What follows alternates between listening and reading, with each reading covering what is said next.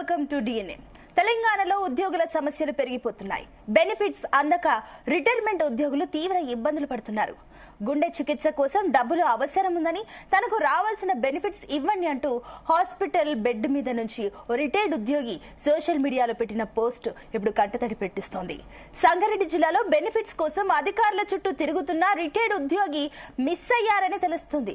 అయితే డిఏ కోసం ఉద్యోగులు పోరాడుతున్నారు. అసలు ఉద్యోగ సమస్యలపై ప్రభుత్వం ఏం చేస్తుంది? ఉద్యోగుల భవిష్యత్ కార్యాచరణ ఏంటి? ఇదే అంశంపై ఇవాళ డిఎన్ఏలో డిస్కస్ చేస్తున్నాం.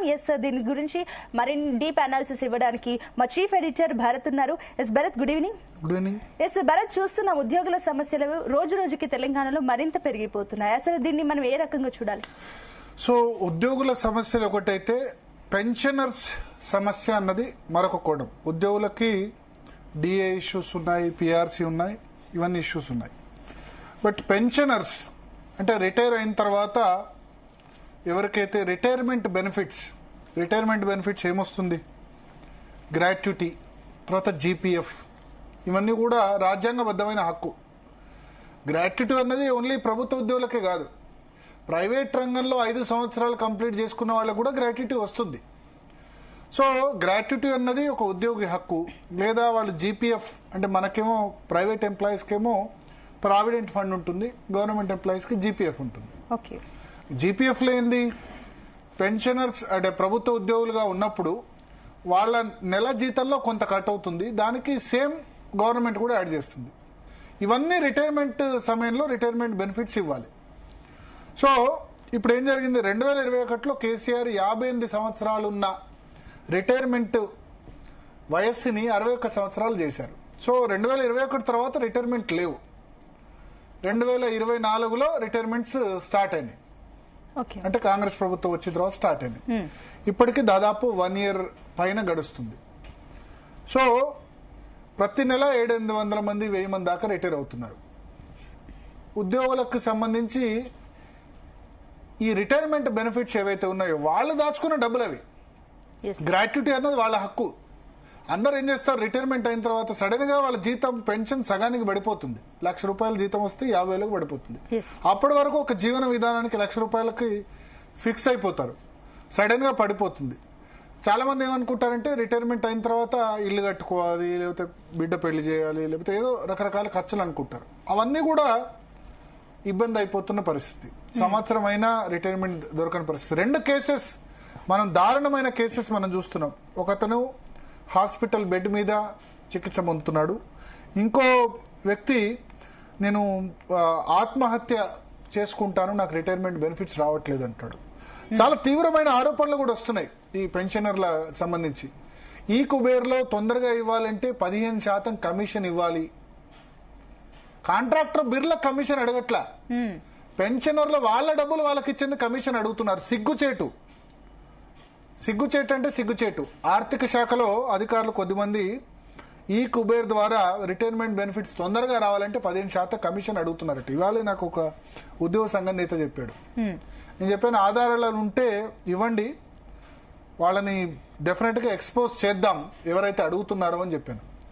ప్రభుత్వం ఏమని చెప్తుంది? రిటైర్మెంట్ బెనిఫిట్స్ కింద ప్రతి నెల 700 కోట్లు కొడతామని, 700 కోట్లు రిలీజ్ చేస్తామని చెప్పింది. అంటే మొత్తం 12,000 కోట్ల బకాయిలు కేవలం రిటైర్ అయిన ఉద్యోగులకి ఉన్నాయి. 12,000 కోట్లు అంటే ప్రతి నెల 700 కోట్లు కొట్టినా అందరికీ క్లియర్ చేయాలంటే ఇంకా సంవత్సరంన్నర పడుతుంది. కానీ ప్రతి నెల 700 కోట్లు రిలీజ్ చేస్తామని చెప్పి చేయట్లేదు. సో అందుకనే మనం ఈ చర్చ పెట్టడానికి కారణం ఏంటంటే ఉద్యోగి హక్కు. ఉద్యోగి తాను దాచుకున్న సొమ్మును తనకి ఇవ్వమని ప్రభుత్వాన్ని అడుగుతున్నాడు. ప్రభుత్వం వేరే వాటికి డైవర్ట్ చేసింది జీపీఎఫ్ సొమ్మును. గ్రాట్యుటీ అనేది ఉద్యోగి హక్కు, అది ఇవ్వట్లేదు. ఎందుకంటే పైసలు లేవు. పైసలు ఎందుకు లేవు? ఉచితాలు. ఎవడేమన్నాడు నేను ఉచితాలు? ఫ్రీ బస్ ఎవడేమన్నాడు? కళ్యాణ లక్ష్మి ఎవడేమన్నాడు? షాదీ ముబారక్ ఎందుకు ఇమ్మన్నాడు? ఎవడేమన్నాడు? ₹1,00,000 పెళ్లి చేసుకుంటే ఎందుకు ఇవ్వాలి? అంతకుముందు కేసీఆర్ గవర్నమెంట్లో దళిత బంధుని 10 లక్షలు ఒకటే ఇంటికి ఇస్తే బీసీ బంధుని 1,00,000. ఇవి సాచ్యురేషన్ పాయింట్ ఆఫ్ వ్యూలో సాధ్యం అవుతుందా? ఏమైంది? దళిత బంధు ప్రోగ్రాం అంటే గెలిచిందా? ఒక కుటుంబానికో 2 కుటుంబానికో ఇవ్వగలుగుతారు, అన్ని కుటుంబాలకు ఇవ్వలేరు కదా, ఓడిపోయింది. ఈ ఫ్రీ బీస్ జగన్ అంతే ఆంధ్రప్రదేశ్లో నవరత్నాలను ఇచ్చి చేశాడు. ఒకళ్ళని చూసి ఇంకోళ్ళు ఫ్రీ బీస్ ఇస్తున్నారు. అందుకని నేను ఏమంటా అంటే ఎంప్లాయీస్ పెన్షనర్స్ మీరు ఏకం కావాలి. రాష్ట్రంలో 15 లక్షల మందికి పైగా ఎంప్లాయీస్ పెన్షనర్స్ ఉన్నారు. వీళ్ళంతా ఏకమై ఫ్రీ బీస్ మీద పోరాటం చేయకపోతే ఇప్పుడు 1వ తారీఖు జీతం ఇస్తే పెద్ద వార్త. ప్రైవేట్ రంగంలో మనందరికీ 1వ తారీఖు జీతాలు వస్తున్నాయి, పాపం ప్రభుత్వ రంగంలో రావట్లే. వస్తే 1వ తారీఖు జీతం ఇచ్చామని గొప్పలు చెప్పుకుంటారు, వాళ్ళ జీతం వాళ్ళకి ఇచ్చేందుకు. పెన్షనర్స్ పరిస్థితి ఈ విధంగా ఉంది. ఉద్యోగ సంఘాలు ఒకసారి స్ట్రైక్ అని పిలుపునిస్తాయి, స్ట్రైక్ అని పిలుపునివ్వగానే మేము రిలీజ్ చేస్తామంటారు, చెయ్యరు. ఎందుకు మరి చేతగాని ప్రభుత్వాలు ఫ్రీలు ఎందుకు ఇవ్వడం?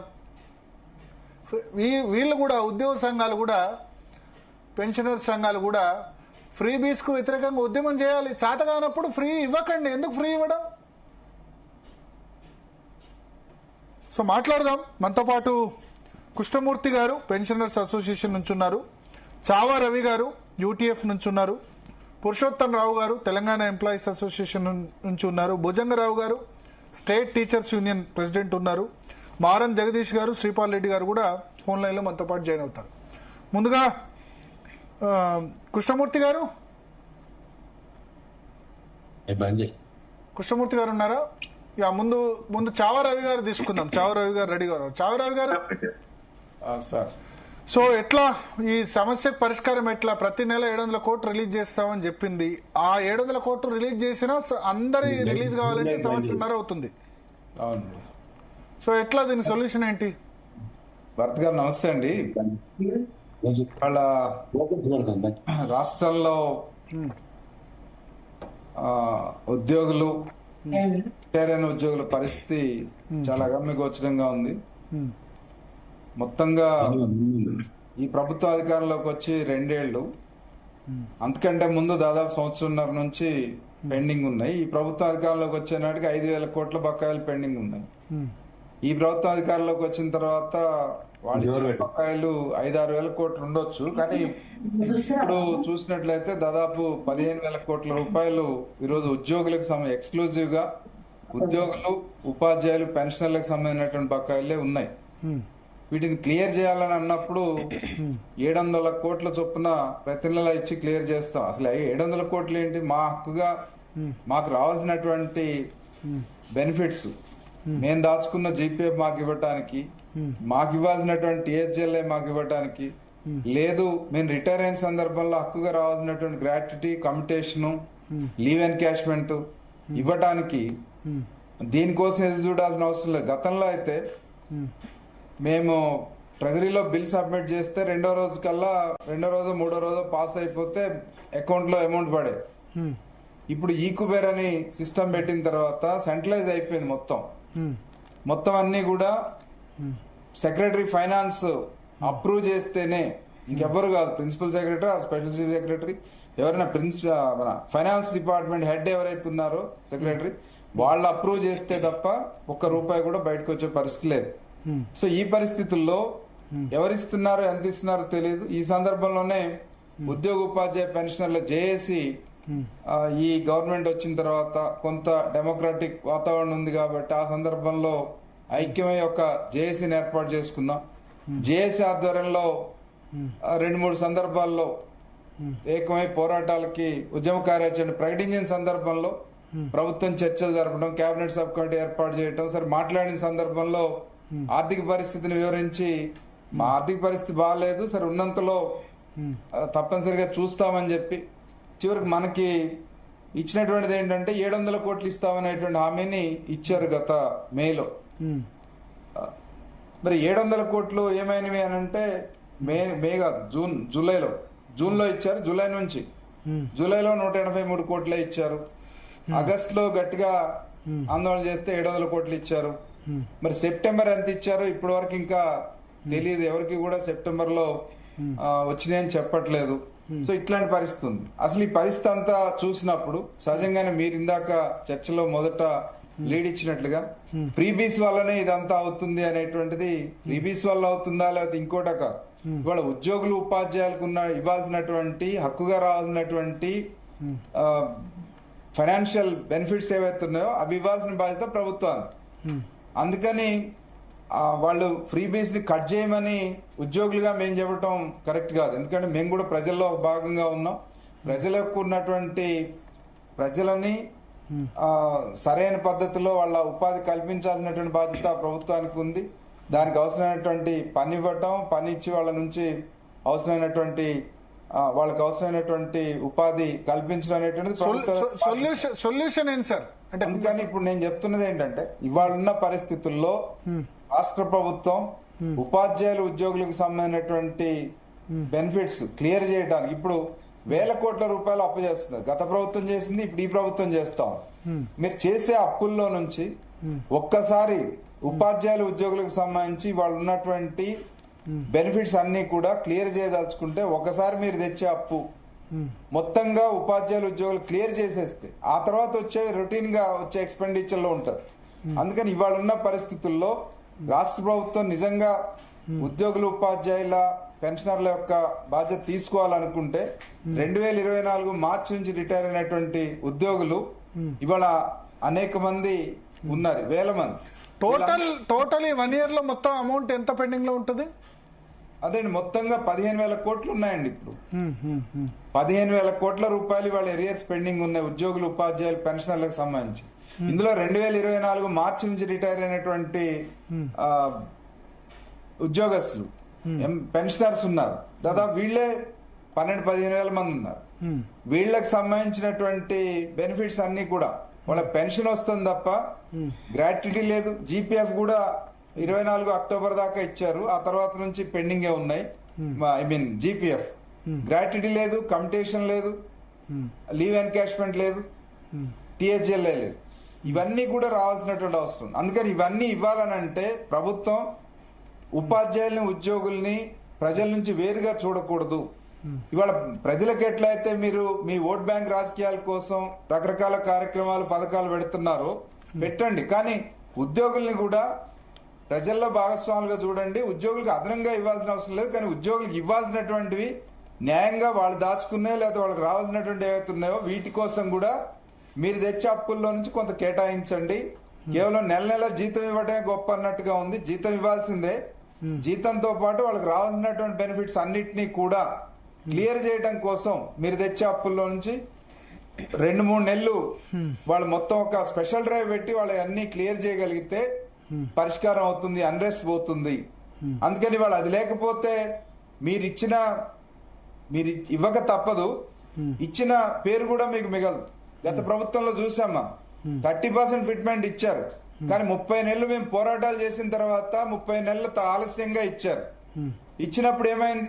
మీరు 30% ఇచ్చామని ఘనంగా చెప్పుకున్నా మీ మాట ఎన్నోళ్ళు ఎవరు లేరు. ఎందుకంటే మేము పోరాడిన తర్వాత మాలో తీవ్రమైన అసంతృప్తి వచ్చిన తర్వాత అనివార్యంగా మీరు ఇచ్చినటువంటి సందర్భంలో మీ మీద ఆ కాన్ఫిడెన్స్ పోయింది. ఇప్పుడు కూడా అదే జరుగుతుంది. ఇవాళ మీరు ఇవ్వక తప్పదు, కానీ ఇవ్వాల్సినటువంటి బెనిఫిట్స్ ఇచ్చే టైంలో ఇవ్వకపోతే 2 ఏళ్ల నుంచి ఎదురు చూస్తా ఉన్నా. ఈ ప్రభుత్వం ఆర్థిక ఇబ్బందుల్లో ఉంది, కొద్దిగా వెనక ముందో తీసుకుందాము, జీతం అయితే నెల మొదటి తేదీకి ఇస్తున్నారు కదా అని. ఇవాళ అటువంటి పరిస్థితి లేనటువంటి సందర్భంలో ఈ ప్రభుత్వం మేము పోరాడక తప్పదు, పోరాటం ఖాయం, పోరాడినటువంటి సందర్భంలో మీరు ఇచ్చే పరిస్థితి వస్తే ఆ క్రెడిట్ ప్రభుత్వానికి రాదు, ప్రభుత్వం మీద అసంతృప్తి, ఆ తర్వాత కాలంలో వాళ్ళు తగిన మూల్యం చెల్లించుకోవాల్సిన పరిస్థితి కూడా వస్తుంది.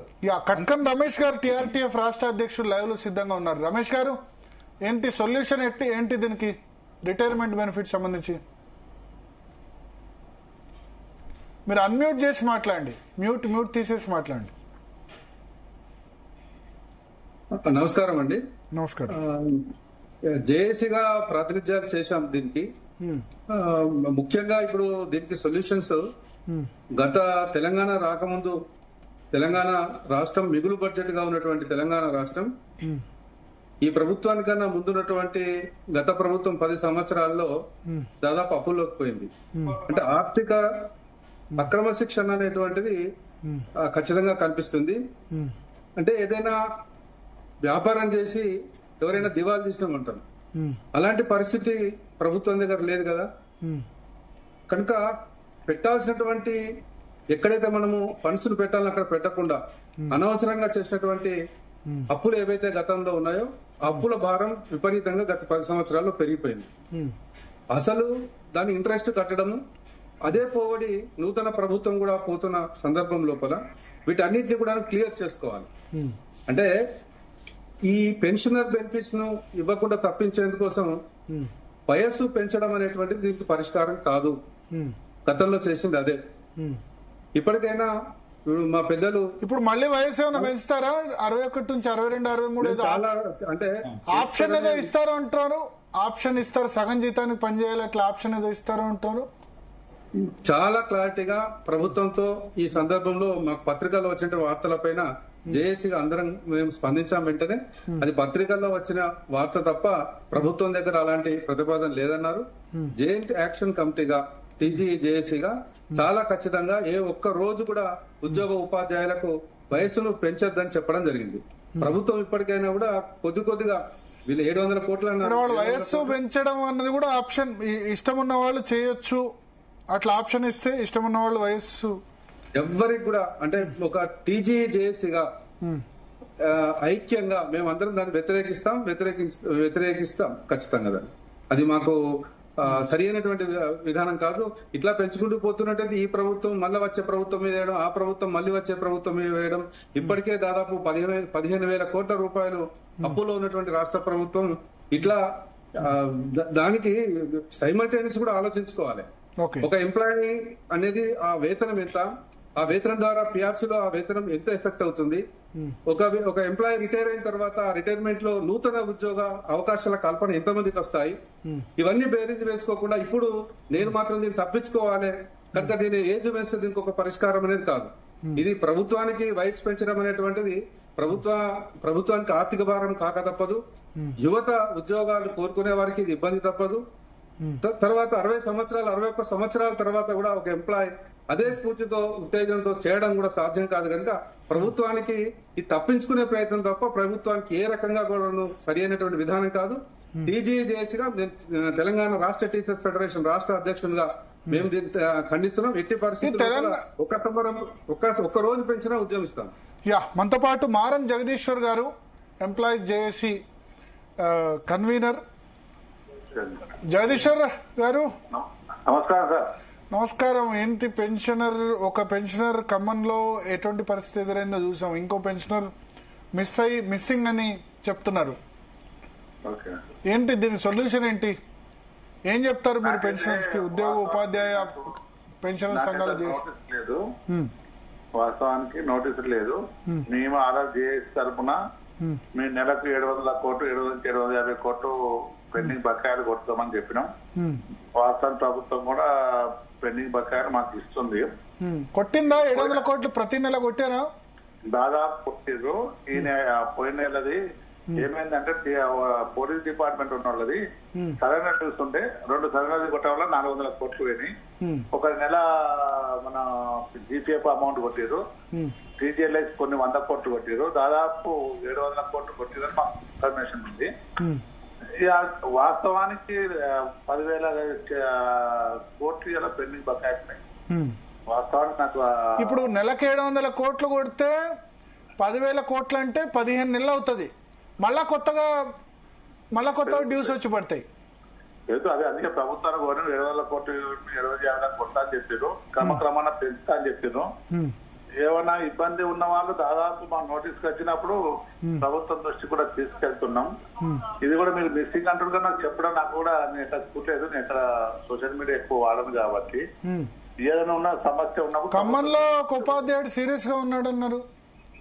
అదే అన్నారు కానీ నాకు ఎక్కడ సార్ ఉపాధ్యాయుడు కాదు పెన్షనర్ ఖమ్మంలో. పెన్షన్ల కొరగా చెప్తున్నా, ఇబ్బంది ఉన్న వాళ్ళు కలవండి, ప్రభుత్వం దృష్టి తీసుకెళ్దాం. మరి వేరే రకం చేసుకోవద్దు. ప్రభుత్వం కూడా సానుకూలంగా మనకే బకాయిలు కొడుతుంది. మీరు స్ట్రైక్ అన్నారు 2 సార్లు, తర్వాత ఇప్పుడు DA మరి దీపావళి లోపు DA ఇవ్వాలి కదా, 6 నెలలు అవుతుంది కదా. 6 నెలలు దీపావళి అయిన తర్వాత అవుతుంది. అది అడిగినాం, తప్పనిసరి ఇస్తా అని చెప్పారు. స్ట్రైక్ అన్నది కూడా అప్పుడున్నది 700 నుంచి 750 కోట్లు కొట్టన్నప్పుడే స్ట్రైక్ అలాప్ చేసినాం, సమరం అలాప్ చేసినాం.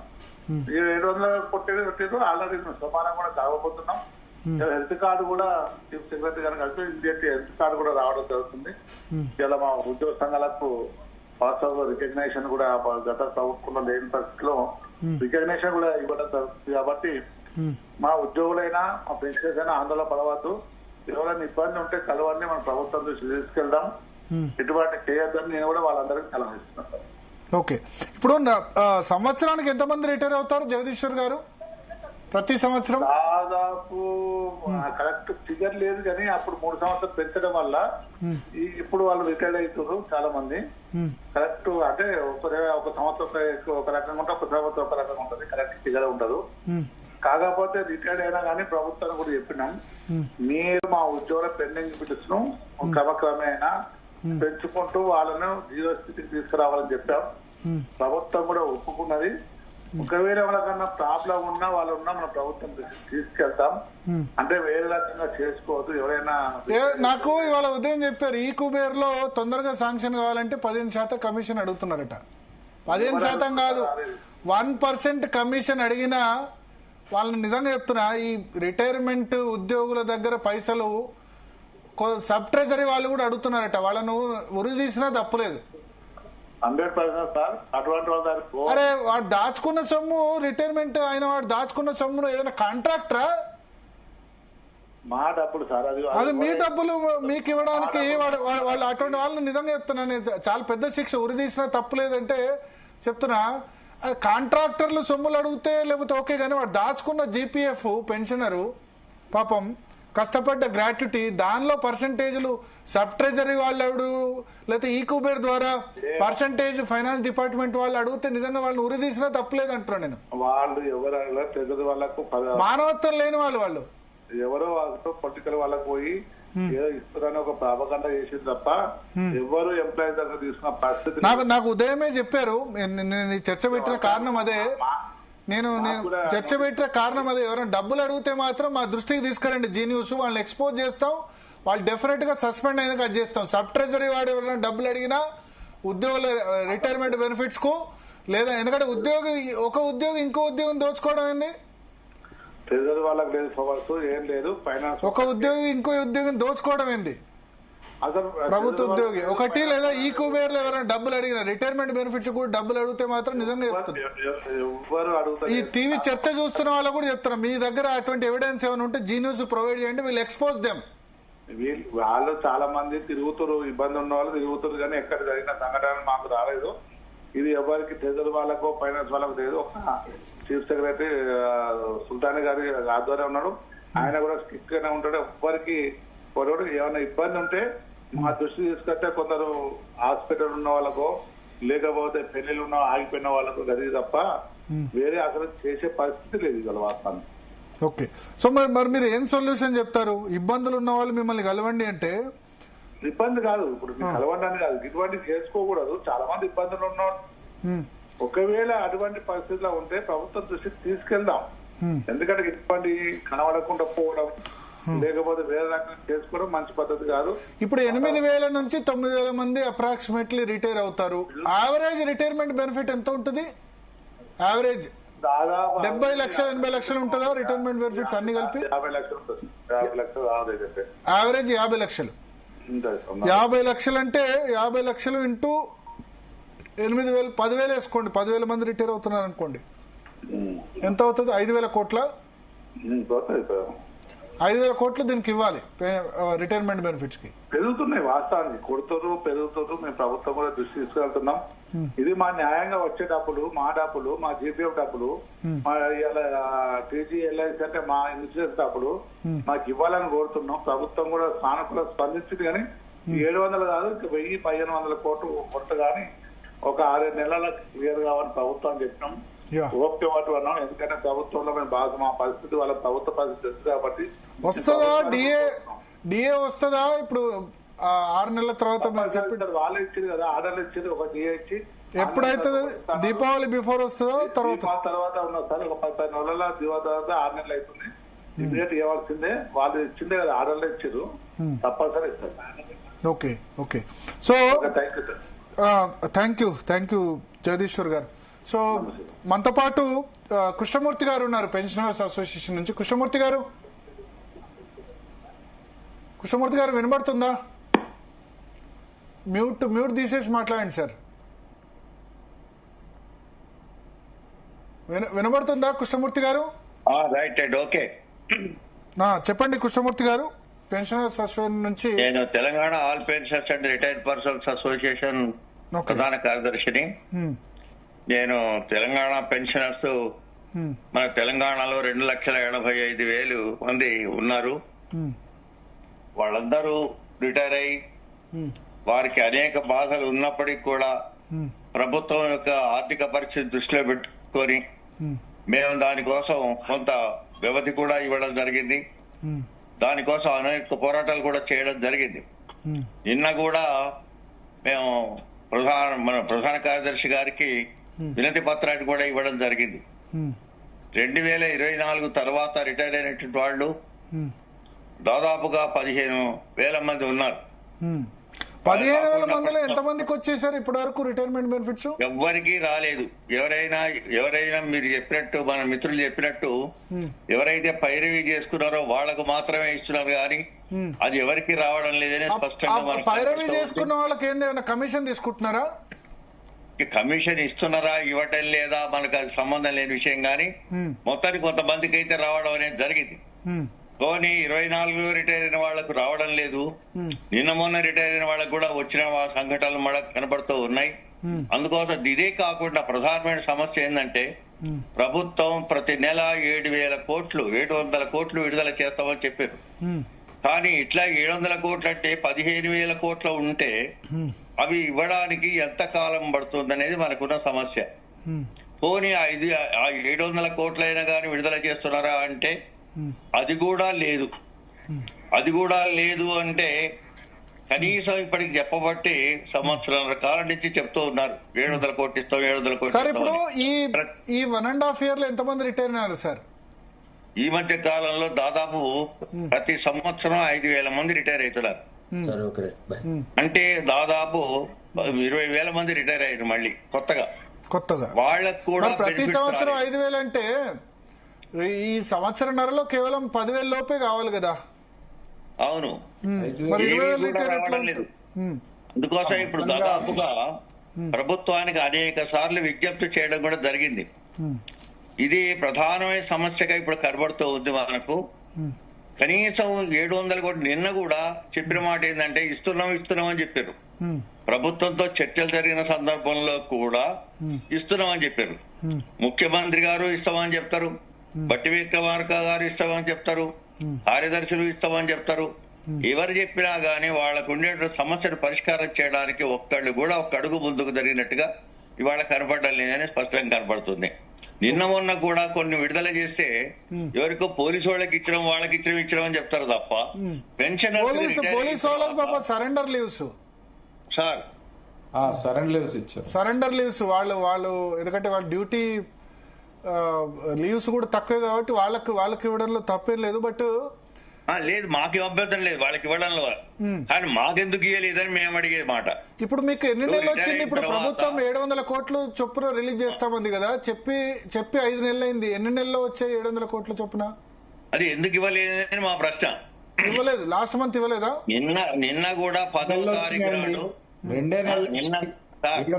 కూడా 10వ తారీఖు నాడు అందరూ కలెక్టరేట్ల ముందర ధర్నా కూడా చేయడం అనేది జరిగింది. అంటే ఎంత అసంతృప్తి ఉందో మీరు ఒకసారి ఆలోచించండి.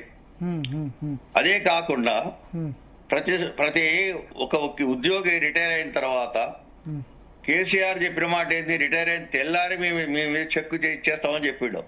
ఈయన వచ్చిన తర్వాత మేము ఇస్తామని చెప్తున్నాడు. అది కూడా ఆయన మంచిగా 2021లో 3 సంవత్సరాల వరకు రిటైర్మెంట్ లేకుండా చూసుకున్నాడు. ఉన్నంత వరకు ఇచ్చాడేమో. కరోనా పీరియడ్ తర్వాత అప్పుడు లేదు ఆర్థిక పరిస్థితి, సరే అటు ఆ తర్వాత అయింది. ఆయన 3 సంవత్సరాలు రిటైర్మెంట్ లేకుండా వేసుకున్నాడు. వీళ్ళు ఇంకొచ్చి వాళ్ళకి ₹1,00,000 అంటే వీళ్ళు తులం బంగారం అన్నారు. అందుకని మీరు ఉద్యోగులు పెన్షనర్స్ మీరు జాగ్రత్తగా ఉండాలి. రాజకీయ పార్టీలు మీరు ఈ ఫ్రీ బీస్ వ్యతిరేకించకపోతే ఈ సంవత్సరం కాదు ఇంకా 10 సంవత్సరాలు వచ్చినా పెన్షన్ రాదు, ఇది రాదు. రిటైర్మెంట్ బెనిఫిట్స్ లో వ్యతిరేకించడం కాదు, ప్రభుత్వం దృష్టికి అనేక సార్లు తీసుకెళ్లడం జరుగుతున్నది. ప్రత్యక్షంగా చేస్తున్నాం. అంటే నేను అనేది ఏంటంటే సార్, ఫ్యూచర్ లో ఫ్రీ బీస్ ఎలక్షన్ సమయంలో అసలు మేనిఫెస్టోలోనే హామీలు పెట్టకుండా మీరు వ్యతిరేకించండి.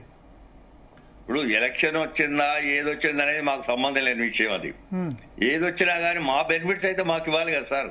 అదే మీ బెనిఫిట్స్ ఇవ్వడానికి ఏంది, మీరు ఒక్కళ్ళే ఉన్నారా, ఉద్యోగులే ఉన్నారా, పెన్షన్లు ఉన్నారా, వేరే రాష్ట్రాల్లో వేరే వాళ్ళు లేరా అని అంటారు గవర్నమెంట్ లో. ఒక పెన్షన్ రిటైర్ అయితే దాదాపుగా 30 లక్షల నుంచి 80 లక్షల దాకా రావాల్సి ఉంటది. పెన్షన్ రిటైర్ అయినప్పుడు అతను ఎన్ని ఆశలు పెట్టుకొని వస్తాడు చెప్పండి. అవును, అనేక ఆశలు పెట్టుకొని నాకు వచ్చిన డబ్బులను ఇల్లు కట్టుకోవడమో, పిల్లల పెళ్లిళ్ళు చేయడమో, వాళ్ళ చదివించుకోవడమో, మరోటో రకరకాలైనటువంటి వాటి మీద ఆశలు పెట్టుకొని వాడు రిటైర్ అయితే 33 సంవత్సరాలు సేవ చేసిన తర్వాత వాళ్ళు వచ్చిన తర్వాత దాచుకున్న డబ్బులు ఇవ్వడానికి కూడా ఇబ్బంది పెడితే ఏం చేస్తాం చెప్పండి. కూడా ఇవ్వడం లేదు, జీపీఎఫ్ ఇవ్వడం లేదు, తర్వాత గ్రాట్యుటీ ఇవ్వడం లేదు, కమిటేషన్ ఇవ్వడం లేదు, ఏది ఇవ్వకపోయిన తర్వాత మేము ఆ పరిస్థితి ఏంటి? పురుషోత్తం గారు ఉన్నారు తెలంగాణ ఎంప్లాయీస్ అసోసియేషన్ నుంచి. పురుషోత్తం గారు ఉన్నారు, మ్యూట్ తీసేసి మాట్లాడండి. నమస్తే సార్. నమస్తే. ప్యానలిస్ట్ అందరికి కూడా నమస్కారం. ఇప్పుడు ఈ సమస్య ఏంటంటే మనం ఇప్పుడు ఎమర్జెన్సీగా టేకప్ చేయాల్సి ఎందుకు వస్తుందంటే పెన్షనర్ బెనిఫిట్స్ దాని మీదకే వచ్చింది విషయం. అంటే రాజకీయ పార్టీలు పురుషోత్తం గారు నా దృష్టికి మీరు నిన్ననే ఈ సమస్య తీసుకొచ్చారు, ఖమ్మంలో ఇట్లా అయిందని చెప్పి. ఏం జరిగింది ఖమ్మంలో అసలు exactly? I also thank you sir, immediately మీరు టేకప్ చేసినందుకు మీకు ధన్యవాదాలు. ఎందుకంటే అంటే మానవత్వమే నశించిపోతుందా, అసలు మనుషులు చనిపోతున్నారు, తప్పిపోతున్నారు. అది ఒకటి ఐస్బర్గ్ ఫినామినన్ లాగా ఒక్కటి బయటకు వచ్చిందంటే అందరిది సహజంగా అదే పరిస్థితిలో ఉంటాయి అన్ని కుటుంబాలు కూడా. అతను బాగలేడని విన్నాను, జగన్నాథం మన సార్ చెప్పిన దాని ప్రకారం అయితే బ్యాడ్ ఉన్నాడు అనేది తెలిసింది. I can't confirm. అతనికి సెకండ్ టైం హార్ట్ ఇది వచ్చింది, స్ట్రోక్, దానికి ట్రీట్మెంట్ కూడా డబ్బులు లేవని చెప్పేసి. సో అంటే భరత్ సార్ దీన్ని అంటే మనం విశ్లేషిస్తే పార్టీలకు సంబంధం లేకుండా ప్రభుత్వాలకు ఏదైనా కూడా ఇక్కడ జరుగుతుంది ఏంటంటే ప్రభుత్వ ఉద్యోగులు అంటే ఒక వాళ్ళ ఇళ్ల స్థలాలకు సంబంధించిన డిమాండ్స్, లేకపోతే వాళ్ళకు మెరుగైనటువంటి వైద్య చికిత్సలు అన్ని రకాల అన్ని హాస్పిటల్లో జరగాలను, లేకపోతే వాళ్ళ పిల్లలకు సంబంధించిన ఎడ్యుకేషనల్ ఫీజులు గవర్నమెంట్ కట్టాలను, ఇలాంటి అంటే సొఫిస్టికేటెడ్ డిమాండ్స్ నుంచి మెల్లిమెల్లిగా గవర్నమెంట్ ఉద్యోగుల పరిస్థితి వాళ్ళ డిమాండ్స్ అంశాలు ఎలా మారుతున్నాయో మనం చూద్దాం. 5 ఏళ్ళకి ఒకసారి పిఆర్సీ పోయి లాస్ట్ కు డిఏ వచ్చింది, డిఏ కూడా పోయింది చూడండి. ఇప్పుడు టిఆర్ఎస్ గవర్నమెంట్ లో, గతంలో టిఆర్ఎస్ గవర్నమెంట్ లో నెల జీతం 1వ తారీఖున ఇస్తే చాలనే కాడికి తెచ్చారు. సో ఇప్పుడు ఏంటంటే మాకు పెన్షన్ డబ్బులు వాళ్ళది ప్రయారిటైజ్ చేయండి, మా డిఏలు కూడా పక్కకు పెట్టినా పర్లేదు, పిఆర్సీ కూడా పక్కకు పెట్టినా పర్లేదు అనే స్థితికి తీసుకొచ్చారు. అంటే ఇదంతా ఏంటంటే ఈకలు బీకి నూకలేసిన సిద్ధాంతం అన్నట్టు. ఈకలు బీకినప్పుడు అంటే కోడి చాలా నొప్పి లేస్తుందని చెప్పి పెయిన్ ఎక్స్ప్రెస్ చేస్తుంది, కానీ నూకలు వేసిన వెంటనే ఆ నూకలు బుక్కుతూ తనని ఈకలు బీకేసిన పెయిన్ మర్చిపోతుంది. ఇప్పుడు కనుక మనం పెన్షన్ సంబంధించిన వాళ్ళకి చేసినా కూడా థ్యాంక్ఫుల్ గా ఉండి ఒక 3 నెలలో 6 నెలలో మనకు సంబంధించిన అడగకుండా పర్లేదు, వాళ్ళు రిటైర్ అయిన వాళ్ళు 30 సంవత్సరాలు 40 సంవత్సరాలు డ్యూటీ చేసి వాళ్ళకి సంబంధించిన ఆరోగ్యానికి సంబంధించిన ఖర్చులు కానీ, ఇన్ని రోజులు చేసిన అప్పులు కానీ, ఇప్పుడు తగిన జీతానికి సంబంధించిన కాంపెన్సేషన్ కానీ, లేకపోతే బిడ్డ పెళ్లిలో, లేకపోతే చదువులో, లేకపోతే ఇల్లు కట్టుకోవడం వాళ్ళ లైఫ్ టైం డ్రీమో ఫుల్ఫిల్ చేసుకుంటారనే కాడికి తీసుకొస్తుంది. అంటే ఇది స్ట్రాటజికల్ గా జరుగుతూ ఉంటుంది సార్ ఉద్యోగస్తుల మీద. అప్పుడు గత ప్రభుత్వంలో అదే జరిగింది, ఇది అదే జరిగింది. అయితే ఇక్కడ ఇది బహిరంగ రహస్యాలు కొన్ని ఉంటాయి సార్. ఇప్పుడు ఎలక్షన్ లో ఒక అభ్యర్థి ఎమ్మెల్యే పోటీ చేస్తే ఇన్ని కోట్లు ఇన్ని వేలు ఖర్చు పెట్టాలని చెప్తారు కదా, అలానే లక్షలు ఖర్చు పెడతారు, కోట్లు పెడతారని అందరికి తెలిసినా కూడా మనం ఎక్కడ ఆధారాలు ఉన్నాయి అనేది ఉంటది, ఏదైతే ఉందో బహిరంగ రహస్యాలు అని కొన్ని ఎలాగ అంటాము. ఇప్పుడు ఇది 15% నడుస్తుంది నేను విన్నది. మన భుజంగరావు సార్ అయితే 20% నడుస్తుంది అనే చెప్తా ఉన్నారు. 15% అడుగుతున్నారు. 20% ఇస్తే ఫైల్స్ మూవ్ అవుతున్నాయి. ఇప్పుడు చూడండి 20% ఇచ్చి తీసుకుంటున్న వాళ్ళు కూడా ఉన్నారా? 20% ఇచ్చి తీసుకుంటున్న వాళ్ళు ఉన్నారా? ఇప్పుడు 50 లక్షలు అయితే 10 లక్షలు ఇవ్వాలి, అంత పర్సెంట్ ఇచ్చి తీసుకుంటారు. లైఫ్ అండ్ డెత్ ఇప్పుడు కోవిడ్ లో మీరు చూసారు, life and death situation create అయినప్పుడు ఏం చేశారు? ₹1,00,000 ఒకరోజు ఐసీయూ కట్టారు. అది వేరు, కానీ ఇది ఎప్పటికైనా రావాల్సిందే కదా బెనిఫిట్. ఇవ్వాలి కాకపోయినా సంవత్సరం తర్వాత అయినా రావాల్సిందే. దానికి 20% కమిషన్ ఇప్పుడు ఆయనకి పీకల మీద అప్పులు ఉన్నాయి, లేకపోతే పెళ్లి పెట్టుకున్నాడు, బిడ్డ పెళ్లి పెట్టుకున్నాడు, ఏం చేస్తారు చెప్పండి? లేదా వెరీ బ్యాడ్ నిజంగా చెప్తున్నా బట్టి విక్రమార్క గారు, లేకపోతే ఆర్థిక శాఖ వాళ్ళు ఈ చర్చ చూస్తే మాత్రం దయచేసి గారు అడిగారు కదా చెప్పండి, అమౌంట్ ఇచ్చిన వాళ్ళు ఎవరన్నా ఉన్నారా ఒక్కటన్నా చెప్తున్నాని. ఎస్ ఉన్నారా చెప్పండి రవి గారు. మీరు అంటే మీరు చావరావు గారు మీరు అడుగుతున్నారా? అదే మీరు 20% ఇచ్చే అట్లాంటి వాళ్ళు ఎవరన్నా ఇది అందరికీ నోటీస్ లో ఉంటే ఇస్తే బాగుంటది కదా. లేకపోతే ఎలా ఇప్పుడు ఎలా ఒక్కసారి సార్ భరత్ నాకు అవకాశం ఇవ్వండి. లేకపోతే ఎలా జస్టిఫై చేస్తారు? ఇప్పుడు 22 నెలల కింద రిటైర్ అయిన ఉద్యోగికి డబ్బులు రాలేదు, 2-3 నెలల కింద రిటైర్ అయిన ఉద్యోగులకు డబ్బులు వచ్చే పెన్షన్ అని చెప్తున్నారు కదా, మీరే ప్యానలిస్ట్లే చెప్తున్నారు కదా. దాన్ని ఎలా జస్టిఫై చేస్తారు చెప్పండి? ఏ దోస్తాన్లు ఇస్తున్నారా లేకపోతే చుట్టారికంలు ఇస్తున్నారా? అందరికీ చుట్టమైంది డబ్బే కదా, కామన్ చుట్టం. నేనేమంటా అంటే ఈ కాంట్రాక్టర్ల దగ్గర లేదా వేరే బిల్స్ వర్క్ల దగ్గర బిల్స్ తీసుకోవడం ఏ ప్రభుత్వం అయినా చేస్తుంది. నేను ప్రజలకు చెప్తున్నా, 6% కమిషన్ ప్రభుత్వం ఎవరు అధికారంలో ఉన్నా సరే 6% కమిషన్ ఇవ్వాలి. అది కాళేశ్వరం కట్టినా, పాలమూరు రంగారెడ్డి కట్టినా, లేకపోతే వీళ్ళు మూసి కట్టినా 6% డైరెక్ట్ గా కాంట్రాక్టర్లు పొలిటికల్ పార్టీస్ కి ఇస్తాయి. పొలిటికల్ పార్టీస్ రాజకీయాలు వాళ్ళు ఎన్నికల్లో తీసుకొచ్చి ఖర్చు పెడతారు. ఎన్నికల్లో మీకు వచ్చే పైసలు రేపు జూబ్లీహిల్స్ లో ఖర్చు పెట్టే పైసలు ఇక్కడి నుంచే వస్తున్నాయి, ఇక్కడికే కాదు ఢిల్లీకి పంపిస్తారు. టీఆర్ఎస్ ఉన్నప్పుడు వాళ్ళు ఢిల్లీకే కాకుండా మమతా బెనర్జీకి ఇచ్చారు, కుమారస్వామికి ఇచ్చారు, వేరే పార్టీలకు ఇచ్చారు. Open secret. కాంట్రాక్టర్ల దగ్గర తీసుకున్నారంటే ఓకే, కానీ రిటైర్మెంట్ ఉద్యోగుల బెనిఫిట్స్ దాచుకున్న జీపీఎఫ్ లో కమిషన్ తీసుకున్నారంటే చాలా దారుణం. అందుకని నేను ఇంతకుముందు అన్నా, ఈ పెన్షనర్స్ దగ్గర ఈ విత్డ్రాయల్ బెనిఫిట్స్ కోసం తీసుకున్న వాళ్ళని ఉరి తీసినా తప్పలేదు, మానవత్వం లేని వ్యక్తులు అని నేను అంట. వాళ్ళు దాచుకున్న డబ్బులు వాళ్ళకి ఇవ్వడానికి ఏంది? కాంట్రాక్ట్ అంటే ఏదన్నా బెనిఫిట్ వస్తుందో 20%, 20% వాళ్ళకి మిగులుతుంది కాబట్టి గుడ్ విల్ ఇచ్చారంటే అది తప్పే అర్థం ఉంది. వాళ్ళు దాచుకున్న జీపీఎఫ్ వాళ్ళ గ్రాట్యుటీలో పైసలు తీసుకుంటారంటే రాబందులు కాకుండా ఏమనాలి? ఇంకో విషయం, సబ్ ట్రెజరీల దగ్గర కూడా తీసుకుంటారని నాకు చెప్పారు. దయచేసి సబ్ ట్రెజరీ వాళ్ళు తీసుకోవద్దు. మీరు 20,000, 25,000 ఏదో గుడ్ విల్ గా ఇచ్చిపోండి అంటే తప్పు. మీకు జీతం ఇస్తుంది, మీరు గవర్నమెంట్ ఉద్యోగులే. ఎస్ పురుషోత్తం గారు చెప్పండి. కాబట్టి సార్ అంటే ఇది ఒక ఎమర్జెన్సీ ప్రాతిపదికన ఇప్పుడు జాక్పాల్ గాని ఉద్యోగ సంఘాలు కూడా గవర్నమెంట్ దృష్టికి తీసుకెళ్లి ఫండ్స్ అవైలబిలిటీ పెంచాలి, ఉన్న ఫండ్స్ లో ట్రాన్స్పరెంట్ గా ఒకసారి జాక్ నుంచి మనతో పాటు ఏలూరు శ్రీనివాసరావు గారు ఉన్నారు, గెస్టెడ్ ఎంప్లాయీస్ అసోసియేషన్ అధ్యక్షులు. ఏలూరు శ్రీనివాసరావు గారు ఒక్కసారి నేను ఒక్క నిమిషం. గుడ్ ఈవినింగ్ ఏలూరు శ్రీనివాసరావు గారు. సో 700 కోట్ల నెలకు రిలీజ్ చేస్తామన్నారు. అట్లా చేసినా సరే దాదాపు 18 నెలలు పడుతుంది ఓల్డ్ బిల్స్ వాళ్ళకి క్లియరెన్స్ చేసేందుకే. కానీ లాస్ట్ 2-3 months గా చేయట్లేదని చెప్తున్నారు. చేశారా అంటే నాకైతే ఇన్ఫర్మేషన్ లేదు. భర్తమ్మ, నేను everyday almost alternative day secretariat లో జిఏడి స్పెషల్ చీఫ్ సెక్రటరీ గా కలుస్తూనే ఉన్నాము. తర్వాత బట్టి సార్ కూడా కలుస్తున్నాము. ఎవ్రీ మంత్ 700 అనేది జేఏసీ నాయకులతో అగ్రిమెంట్ అయిన తర్వాత లాస్ట్ మంత్ కూడా 700 crores క్రెడిట్ అయినాయి. కానీ అది ఏదేని అనేది పోలీస్ డిపార్ట్మెంట్ వాళ్ళు మేము చెప్పింది టీజీజీఎల్ఐ కొంత పేమెంట్ చేయండి, తర్వాత జీపీఎఫ్ అమౌంట్ December 2024 కంప్లీట్ చేసింది.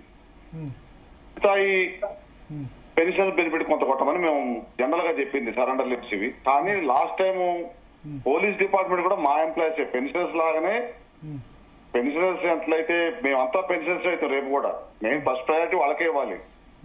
పోలీస్ డిపార్ట్మెంట్ కి ఒక్క సరెండర్ లీవ్ కొడితే 200 crores అవుతాయి.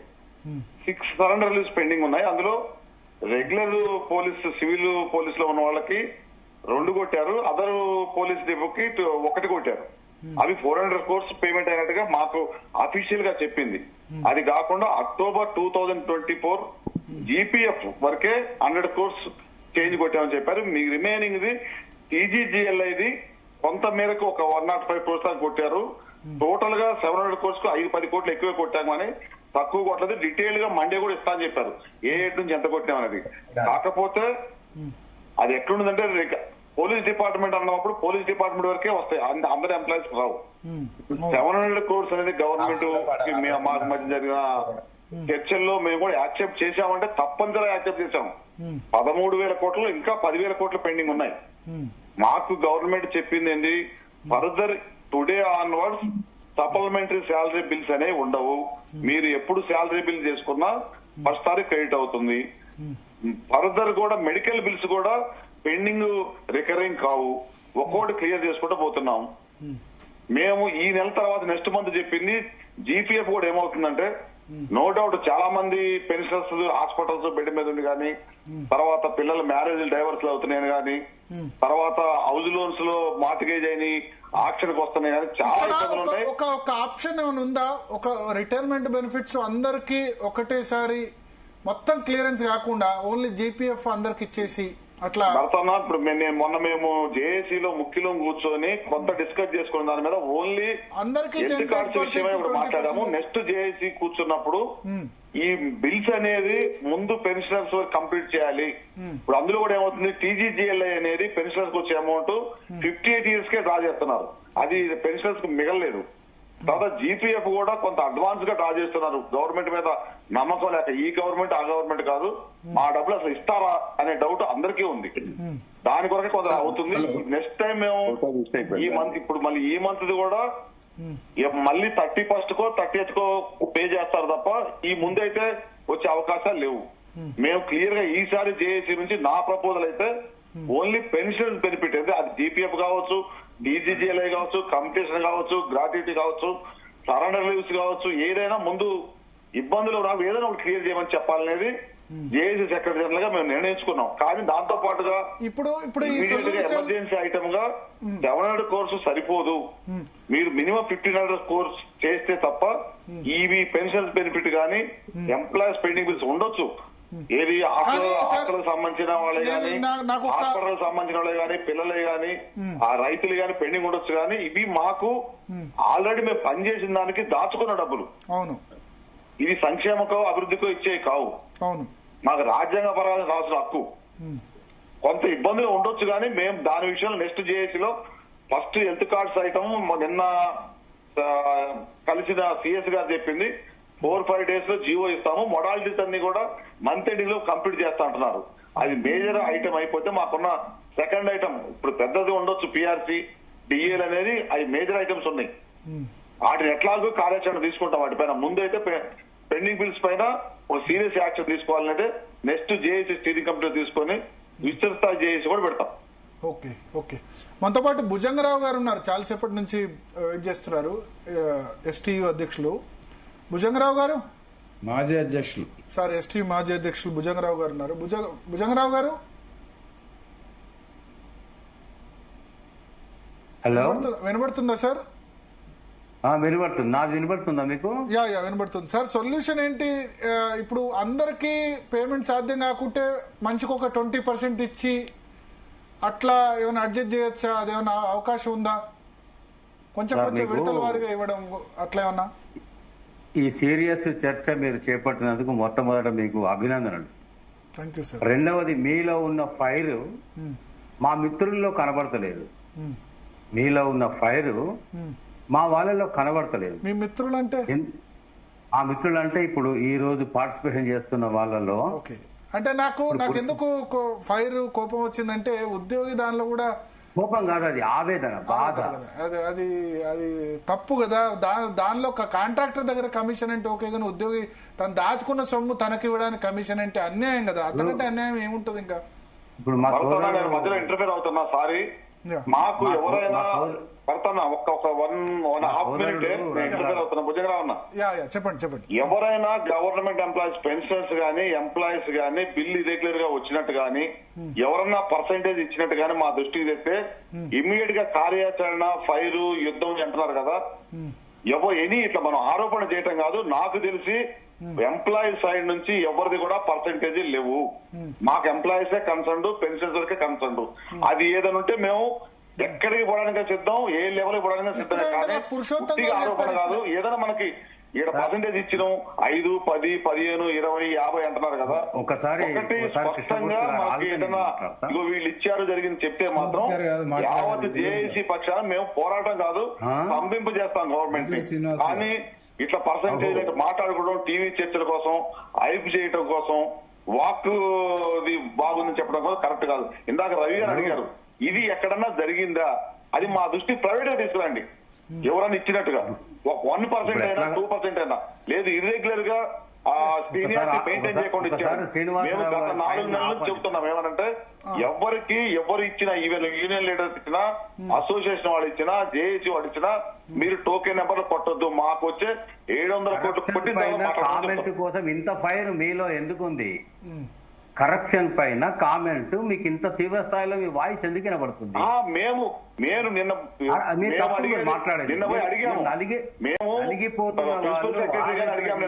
మీరు కొన్ని కొడుతున్నారు చెప్పి కూడా కొట్టట్లేదు. అడిగితే ఆయన మమ్మల్ని క్వశ్చన్ చేసింది ఇది మాకు చూపించండి, అది దొరికితే వాళ్ళు నిలబెడతాం, మేము నిలబెడతాం. 100% నలిగే వాళ్ళు నలిగిపోతున్నారు, ఇచ్చే వాళ్ళు ఇస్తున్నారు, సచ్చే వాళ్ళు చస్తున్నారు, బాధలు పడే వాళ్ళు బాధలు పడుతున్నారు. మీరు ఇంత పర్సెంటేజ్ ఇస్తున్నారు అట్లా బయటకు వస్తుంది అని అంటే ఎవరో నాకు చెప్పండి అంటే ప్రతి ఒక్కరు వచ్చి మీకు చెప్తారా? మీరు సొల్యూషన్ చేస్తారా? మీరు పరిష్కారం చేస్తారా? మీరు చేస్తే 22 నెలల నుంచి ఇంతమంది ఎందుకు ఇంత బాధపడతా ఉన్నారు? ఎందుకు ఇంత నలిగిపోతా ఉన్నారు? ఎంత ఆవేదన పడతారు? నా దగ్గరికి 4 హెడ్ మాస్టర్స్ వచ్చారు. టాపిక్ ని మనం డైవర్ట్ చేయొద్దు. మనం మాట్లాడడానికి చర్చకి వచ్చినప్పుడు మనకి ఇది కావాలి, ఎవిడెన్స్ కావాలి, మేము ఫైట్ చేస్తాం, రెడీగా ఉన్నాం.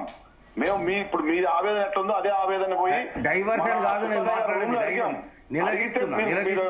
అడ్డగోలుగా ఆరోపణ చేస్తున్నారు, ఒక్కళ్ళని చూపించండి అని అడుగుతున్నారు. ప్రైవేట్ గా ఇవ్వండి, లేదు మాకు వాట్సాప్ పెట్టండి. ఆ మాట భరత్ గారు, ఆ మాట మనమందరం ఐక్యంగా ఉండి ప్రభుత్వ విధానాన్ని ప్రశ్నించాల్సిన వాళ్ళము ఎవరో మాకు చెప్పండి మేము చర్యలు తీసుకుంటాము అని అంటే ఆ పరిస్థితి ఉంటే మీడియాలో ఎవరు గవర్నమెంట్ అయినా మన్నైనా బదనాం చేద్దానా 20%, 15% అనేది మనకి ఎవరైనా ఒక్కళ్ళు పర్సెంటేజ్ ఇచ్చినట్టు తీసుకున్నట్టు చెప్తే డైరెక్ట్ కోర్టులో వేద్దాం. మేము అసోసియేషన్ చేస్తాం,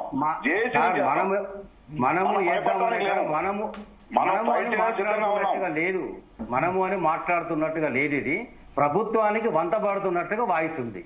ఇది కరెక్ట్ కాదు, ఇది కరెక్ట్ కాదు. ఇచ్చిన వాళ్ళు చెప్పి లంచం ఇయ్యరు, తీసుకునే వాళ్ళు చెప్పి తీసుకోరు.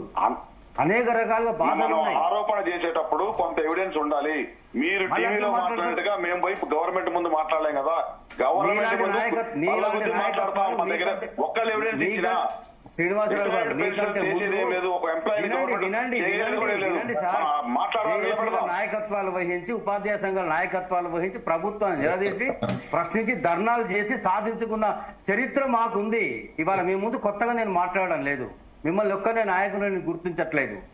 జేఏసీలో ఉన్న నాయకులు ఇదే విధంగా ఫైర్ తో ఉంటే 22 నెలలుగా ఈ ప్రభుత్వం ఇంత మొద్దు నిద్రపోయి ఉదాసీనంగా ఉండి రిటైర్మెంట్ వల్ల డబ్బులు ఇవ్వకుండా ఉండదు.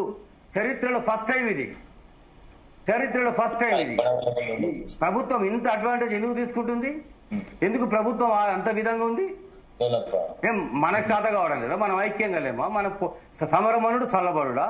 ప్రభుత్వం దగ్గర సర్దుబాటు చేసుకుని వచ్చుడా? ఎందుకు అది మీరు చెప్పాలన్నా సర్దుబాటు ఏం సర్దుబాటు జరిగింది? మీరు ఆరోపణ చేసేప్పుడు సీనియర్లు, రిటైర్డ్ పర్సన్స్, ఏం సర్దుబాటు జరిగింది? ఇవాళ రాజకీయ పార్టీల వినండి, రాజకీయ పార్టీల నాయకులను ఏ రకంగా తిడుతున్నారో జనము, ఇప్పుడు వాళ్ళల్లో వాళ్ళు తిట్టుకుంటున్నారు. ఇంకా కొన్ని రోజులు ఇట్లాగే పరిస్థితి ఉంటే బయటకు వచ్చి తిడతారు, నానా బూతులు మాట్లాడతారు, అనేక బాధలు వ్యక్తం చేస్తారు. ఎవరిని ఆపలేదు చెప్పట్లేదు. గవర్నమెంట్ ఎంప్లాయీస్ కి గత 10 సంవత్సరాల్లో ఏది ఉందో అదే ఇప్పుడు కంటిన్యూ అవుతుంది. గత 10 సంవత్సరాలు రాజకీయ నాయకులు మాట్లాడితే అర్థం ఉంటది, అందులో ఒకరిపైన ఒకరు దోచుకుంటారు. మనం ఇక్కడ కూర్చొని మాట్లాడడం గత 10 ఏళ్ల గురించి మాట్లాడడానికి మనం ఇక్కడ లేము. ఇప్పుడున్న పరిస్థితిని పరిష్కరించడానికి, చక్కబెట్టడానికి, సవ్యంగా పరిష్కరించడానికి, అందరినీ కాపాడడానికి మన నాయకత్వాల్లో ఉన్నాము. ఆ బాధ్యత మన సంఘాలు ఇచ్చినాయి. అదే కొన్ని ఎవిడెన్స్ మన దగ్గర ఉండాలి. 206 సంఘాలతో ఒక జేఏసీని ఫామ్ చేసినప్పుడు ఆ జేఏసీకి ఉన్న తడాక ఏందో సత్తా ఏందో ఒక డిఏ సాధించడం వెనుక ఎన్ని సంవత్సరాల చరిత్ర ఉందో ఎంతటి ఉద్యమాలు ఉన్నాయో ఇక్కడ మనకు తెలియని వాళ్ళ వ్యాపారం కాదు. 5 డిఏలు పెండింగ్ ఉంటే పిఆర్సీ 2 సంవత్సరాల నుంచి పెండింగ్ లో ఉంటే ఇవాళ ఇది ఇస్తే చాలు అది ఇస్తే చాలు అనుకోవడం ఎందుకు అంటున్నా. రిటైర్డ్ వాళ్లకు డబ్బులు రావాల్సిందే. 2 సంవత్సరాల నుంచి వాళ్ళకి ఎవరిస్తాడండి డబ్బులు? అప్పులలో తిరిగిపోతా ఉన్నారు. పిల్లల పెళ్లిళ్ళు ఆగిపోయినాయి, పిల్లగాళ్ళ చదువులు ఆగిపోయినాయి, రోగాలు ఆగిపోయినాయి, రోగాల వారిన పడ్డలో చికిత్స లేదు, చచ్చిపోతా ఉన్నారు. ఒక ఏఎస్ఐ ఉరితాడు చూపిస్తే నేను ఆత్మహత్య చేసుకోబోతున్నా, నా డబ్బులు నాకు ఇయ్యాలంటే హైకోర్టు సుమోటోగా కేసు స్వీకరిస్తే ఆయనకు డబ్బులు వచ్చినాయి. కోర్టుకు వెళ్ళిన వాళ్ళు జడ్జిమెంట్ తెచ్చుకున్న వాళ్ళకు, ముందుకు పోయిన వాళ్ళకు కొందరికి వచ్చినాయి. ఇప్పుడు కోర్టు కేసుల జడ్జిమెంట్ వచ్చిన వాళ్ళకు పరిష్కారం లేదు, రిటైర్డ్ వాళ్లకు. అదేవిధంగా కంటెంప్ట్ తెచ్చుకున్న వాళ్ళకు కూడా దిక్కు లేని పరిస్థితి ఉంది. ఇది జరుగుతా ఉంది, కోకొల్లలుగా కళ్ళ ముందు కనబడతా ఉన్నాయి. ఇంకా ఎవరో చూపెట్టండి అంటే ఎట్లా వచ్చి చూపెడతారు? ఎంతమంది వస్తారు? అన్న మీరు చెప్పేది ఇబ్బందులు లేవని కాదు, అన్ని సమస్యలు అందరికీ ఐడియా ఉన్నది. మనం అనే ఆరోపణ చేసిన దాని మీద అన్నాం తప్ప ఈ సమస్యలు ప్రభుత్వం వైఖరి చేస్తుంది, ఎంప్లాయీస్ పట్ల చిన్న చూపు చూస్తుంది అనేది జేఏసీకి జేఏసీలోని ప్రతి నాయకుడికి ఉంది. ముఖ్యంగా పెన్షన్ సంఘాలు, పెద్ద 7 పెన్షన్ సంఘాలు కూడా ప్రతిరోజు దాని మీద పోరాటం చేస్తూనే ఉన్నాయి. సార్ నేను అడుగుతున్నా, మా యూఎస్పీసీ యూటీఎఫ్ ఆధ్వర్యంలో బ్రహ్మాండంగా ధర్నా చేసి hats off to them. Pensioners ఒక ధర్నా చేశారు, హ్యాట్స్ ఆఫ్ టు దెమ్. ఇలా 3 మీటింగ్లు అయినాయి, 3 కమిటీలు వేసారు, 3 సార్లు మీరు పిలిపించారు. ఎందుకు ఉద్యమ కార్యాచరణ ప్రణాళిక తీసుకొని ముందుకు ఎందుకు పోలేకపోతా ఉంటున్నారు? మేమందరం మీ వెనుక ఉన్నాం కదా, మేము సైనికులాగా పోరాడతాం. రిటైర్డ్ అయ్యి 6 ఏళ్ళు అయినా కూడా ఆ జీలు, ఆ పోరాటం, ఆ పటిమ మాలో ఉంది, ఆ బ్లడ్ అట్లనే ఉంది, ఆ ఫైర్ అట్లనే ఉంది, చావలేదు. డెఫినెట్ గా ముందుకు వస్తాం, మీకు బాసటగా నిలబడతాం, ఏ ఇబ్బంది వచ్చినా మేమున్నాం. ఎందుకు మీరు సమరం సాగించండి, ప్రభుత్వంతో ఘర్షణ పడమని నేను చెప్పడం లేదు.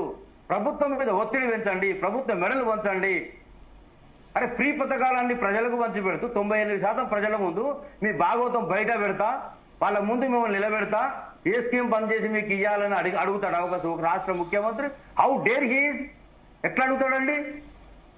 అదే కాకుండా కోసుక తింటే నా దగ్గర డబ్బుల్లో, నన్ను వండుక తింటారా, కోసుక తింటారా, నేను చేసుకుంటారంటే అంత మొండి వైఖరితో ఏ రాష్ట్ర ముఖ్యమంత్రి పిలిచి అందరితో మాట్లాడి ఇచ్చిన 67 డిమాండ్లు కొంత మేరకు 25 డిమాండ్లు పరిష్కారం చేశారు. అసలు మనం గవర్నమెంట్ మెడలో ఉంచాం. అదే ముఖ్యమంత్రి గారు ఎప్పుడు ఏని క్యాబినెట్ సబ్ కమిటీ ఉద్యోగ సంఘాలకు ఏపించాం, ఆఫీసర్స్ కమిటీని ఫార్మేషన్ చేయించాం, జాయింట్ స్టాఫ్ కౌన్సిల్ రెన్యువల్ అయింది, హెల్త్ కౌన్సిల్ రేపేళ్ళు రాబోతుంది. మనం అవన్నీ సాధించలేదు అంటలేదు, కానీ సాధించాల్సింది చాలా ఉంది, ఇబ్బందులు ఉన్నాయి. శ్రీనివాసరావు గారు, భరత్ గారు ఒక రిక్వెస్ట్ చేస్తా ఉన్నా. జాయింట్ స్టాఫ్ కౌన్సిల్ రెస్టోరేషన్ అనేది కొత్త విషయం కాదు. చరిత్ర లోపల ఏళ్ల తరబడిగా గుర్తింపు పొందిన జాయింట్ స్టాఫ్ కౌన్సిల్ సంఘాలు దశాబ్దాల తరబడిగా ఉన్నాయి.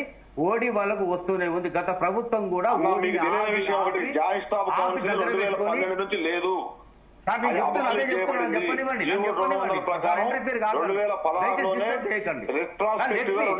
అబాలిష్ అయింది. ఏ సంఘాలు అన్ని పెండింగ్. మీరు ఒకసారి ఆ జీవో చదువుకోండి. అరే నన్ను మాట్లాడినవాడు జీవో చదవక ఇక్కడ కూర్చోలేదు. జీవో తెలుసు, అన్ని తెలుసు. మాట్లాడండి. నేను చెప్పేది మనకున్న డౌట్ లేదు. జాయింట్ స్టాఫ్ కౌన్సిల్ అని ఎవరు తెచ్చారు? మీరు మాట్లాడారు ప్రస్తావన. జాయింట్ స్టాఫ్ కౌన్సిల్ మీరు జాయింట్ స్టాఫ్ కౌన్సిల్ తీశారు. అది జాయింట్ స్టాఫ్ కౌన్సిల్ కొత్తది కాదు, మనకు వచ్చింది కాదు, గయేళ్ల తరబడి ఉంది. మనకి ఇచ్చారు గత ప్రభుత్వం. అరే లెట్ మీ కంప్లీట్. గత ప్రభుత్వం ఇవ్వకుండా ఆపి రూల్ మాట్లాడాలి, ఉన్నది మాట్లాడండి, వాస్తవం గవర్నమెంట్ పట్టించుకోలేదు. ఈ వాయిస్ ప్రభుత్వం దగ్గర వినిపించండి, నా దగ్గర కాదు. ప్రభుత్వం దగ్గర వినిపించండి. ఇట్లా మీరు వాయిస్ నేను ఉద్యోగులకి టీవీ ద్వారా అందరూ వింటున్నారు. మీరు అభ్యంతరం చేయకండి దయచేసి.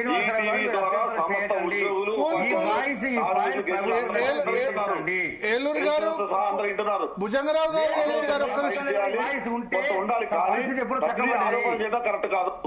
అంటే ఉద్యోగులను భయపెడతారు, ఉపాధ్యాయులను భయపెడతారు, మాలాంటి కూడా భయపెడతారా? ప్రభుత్వం మిమ్మల్ని భయపెడితే మీరు మీ ద్వారా ప్రభుత్వం అమలు పార్టీలు కాదా? భయం ఏంటంటే ఏం మాట్లాడుతున్నారు మీరు? భయపెట్టేది జాయింట్ సబ్ కౌన్సిల్ రికగ్నిషన్ చేస్తే మన హక్కులు చేస్తే ఓడి ఇస్తే ఊరుకుందామా? మనకు ఓడి రెస్టారెంట్ ఊరుకుందామా? వదిలేద్దామా సమస్యలు? జాయింట్ సబ్ కౌన్సిల్ రీఆర్గనైజేషన్ చేస్తే ఓడీ లిస్ట్ అయిపోయిందా? అన్ని అయిపోయినాయా? వదిలేద్దామా? చవనియా? బాటపడనియా? ఏం మాట్లాడుతున్నారండి మీరు? ప్రభుత్వం దగ్గర ఓడి మన హక్కు, మనకు రావాల్సిన డబ్బులు కూడా మన హక్కు, మనకు రావాల్సిన ప్రయోజనాలు మన హక్కు. ఏళ్ల తరబడి ఉద్యమాలు చేసి పోరాడినాం కదా. ఓడి లేని రోజులు కూడా రవి గారు మీకు తెలుసు, ప్రభుత్వం 9 నెలల ముందు డిజాల్వ్ చేస్తే మనం ధర్మాగ్ర సభ పెట్టే ఎగ్జిబిషన్ గ్రౌండ్ లో ప్రభుత్వం నిలదీసిన ఆ రోజు ప్రశ్నించిన వీళ్ళందరూ ఏడబోయినండి. ఆ రోజు టీఎన్జీఓలు ఏడబోయినారు, టీజీఓలు ఏడబోయినారు, ఎక్కడ పోయినండి? ఆ రోజు 104 సంఘాలతో మనం ధర్నా చేశాం, సభ చేశాం. ఆ రోజు ఎక్కడ ఉన్నారండి వీళ్ళంతా? ప్రభుత్వానికి బద్దపడిన వాళ్ళు కాదా మీరు? ఇది ఇవాళ గత ప్రభుత్వం గురించి మాట్లాడతారు మీరు. ఇప్పుడు ఒకటి ఆనాడు ఉంది, ఆనాడు మా పోరాటాలు ఇవాళ మా ఆవేదన ఉంది. ఆనాడు ఉపాధ్యాయులు అధ్యాపకుల్ని ఆచార్యుల్ని మిగతా సంఘాలు కలుపుకోలేదు, కలిసింది. మీ ఆవేదన కలిసామండి. మీరు శ్రీనివాసరావు గారు దండం పెట్టి చెప్తున్నా, మీ అందరి దండం పెట్టి చెప్తున్నా, చేతులెత్తి దండం పెట్టి చెప్తున్నా, ఉపాధ్యాయులు రిటైర్డ్ అయిన వాళ్ళు ఉద్యోగులు చచ్చిపోతారు, కాపాడండి కాపాడండి. మన అన్ని కూడా కాస్త ఆగైనా రిటైర్డ్ వాళ్ళకు రిలీజ్ చేస్తే వాళ్ళు బ్రతికే అవకాశం ఉంటది. లేదంటే వాళ్ళ జీతం తగ్గిపోయింది, అప్పిచ్చేటోడు దొరకడు, సమస్యలు పరిష్కారం కావు, బ్రతికే దారి కనబడదు. ఏందండి పరిస్థితి? ఎంత దారుణం అండి ఇది. రోగం వస్తే పోదామంటే వాటి విషయంలో మీరు బరాబరు మీరు మాట్లాడాల్సిందే, మమ్మల్ని తిట్టాల్సిందే, అందులో లేదు. మేము ఏ కొద్దిగా అయినా ఉరికియాల్సిందే మమ్మల్ని. ఆనాడు కూడా మేము పైరే సార్, భరత్ గారు, ఆనాడు కూడా మేము పైరే. ఆనాడు కూడా భుజంగరావు గారు ప్రగతి భవన్ లో మీటింగ్ పెట్టినప్పుడు చవరయ్య గారే లైవ్ ఎగ్జాంపుల్. ఆనాడు ముఖ్యమంత్రి కేసీఆర్.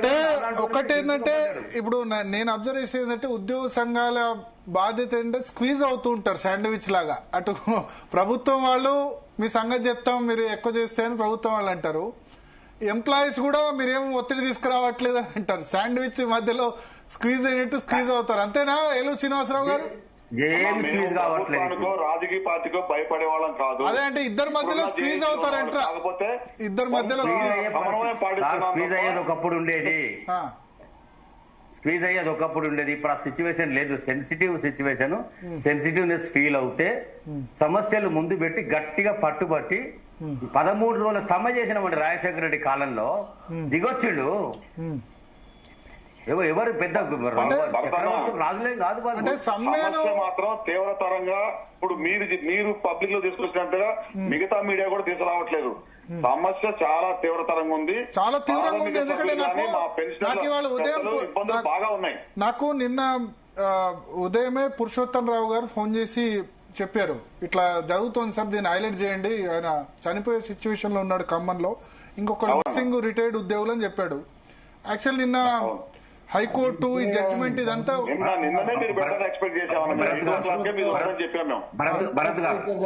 నా ఇంకొక విషయం ఏంటంటే 15% కమిషన్ తీసుకుంటారంటే నేను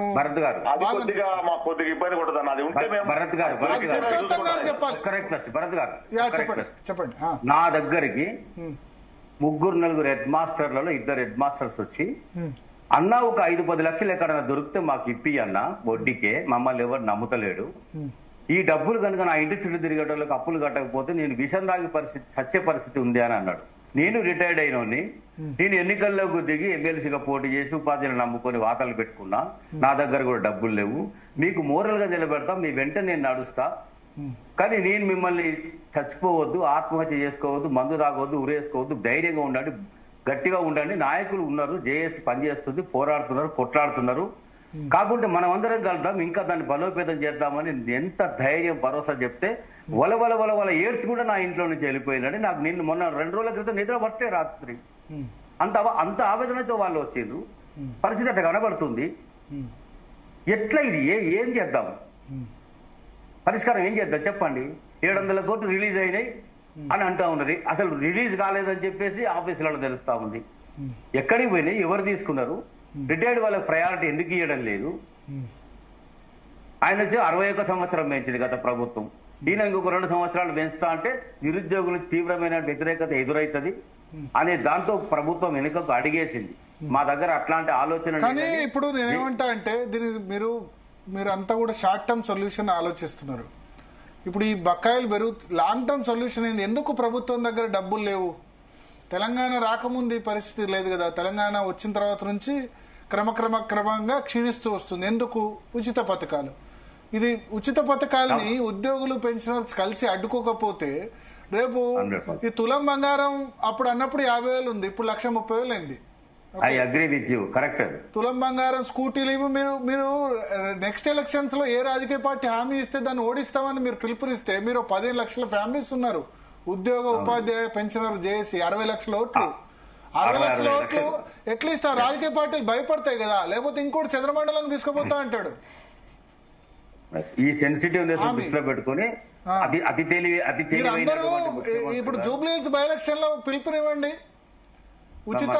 ఉచితాన్ని అమలు చేయకుండా అది చేయండి. ఆ ఫ్రీ బస్ బంద్ చేయమని చెప్పండి. భరత్ గారు, ఈ సెన్సిటివ్ సిచ్యువేషన్ ను గ్రహించిన అతి తెలివైనటువంటి ముఖ్యమంత్రి గారు ముబారక్ బంద్ చేయమని చెప్పండి. ఎందుకు లగ్గం చేసుకుంటే ₹1,00,000 ఇవ్వాలా? చాలా తినడానికి తిండి లేదు కానీ మీసాలకు సంపంగా ఎందుకు? 98% ప్రజల ముందు 98% ప్రజల ముందు ఉద్యోగ ఉపాధ్యాయులు నిలబెట్టి ఏ స్కీమ్ బంద్ చేసి మీకు ఇవ్వమంటారు చెప్పండి. డబ్బులు మీ చేతుల్లో. కళ్యాణ లక్ష్మి బంద్ చేయండి, షాదీ ముబారక్ బంద్ చేయండి, ఆంధ్రప్రదేశ్ లో తెలంగాణలో ఈ బస్సులు బంద్ చేయండి.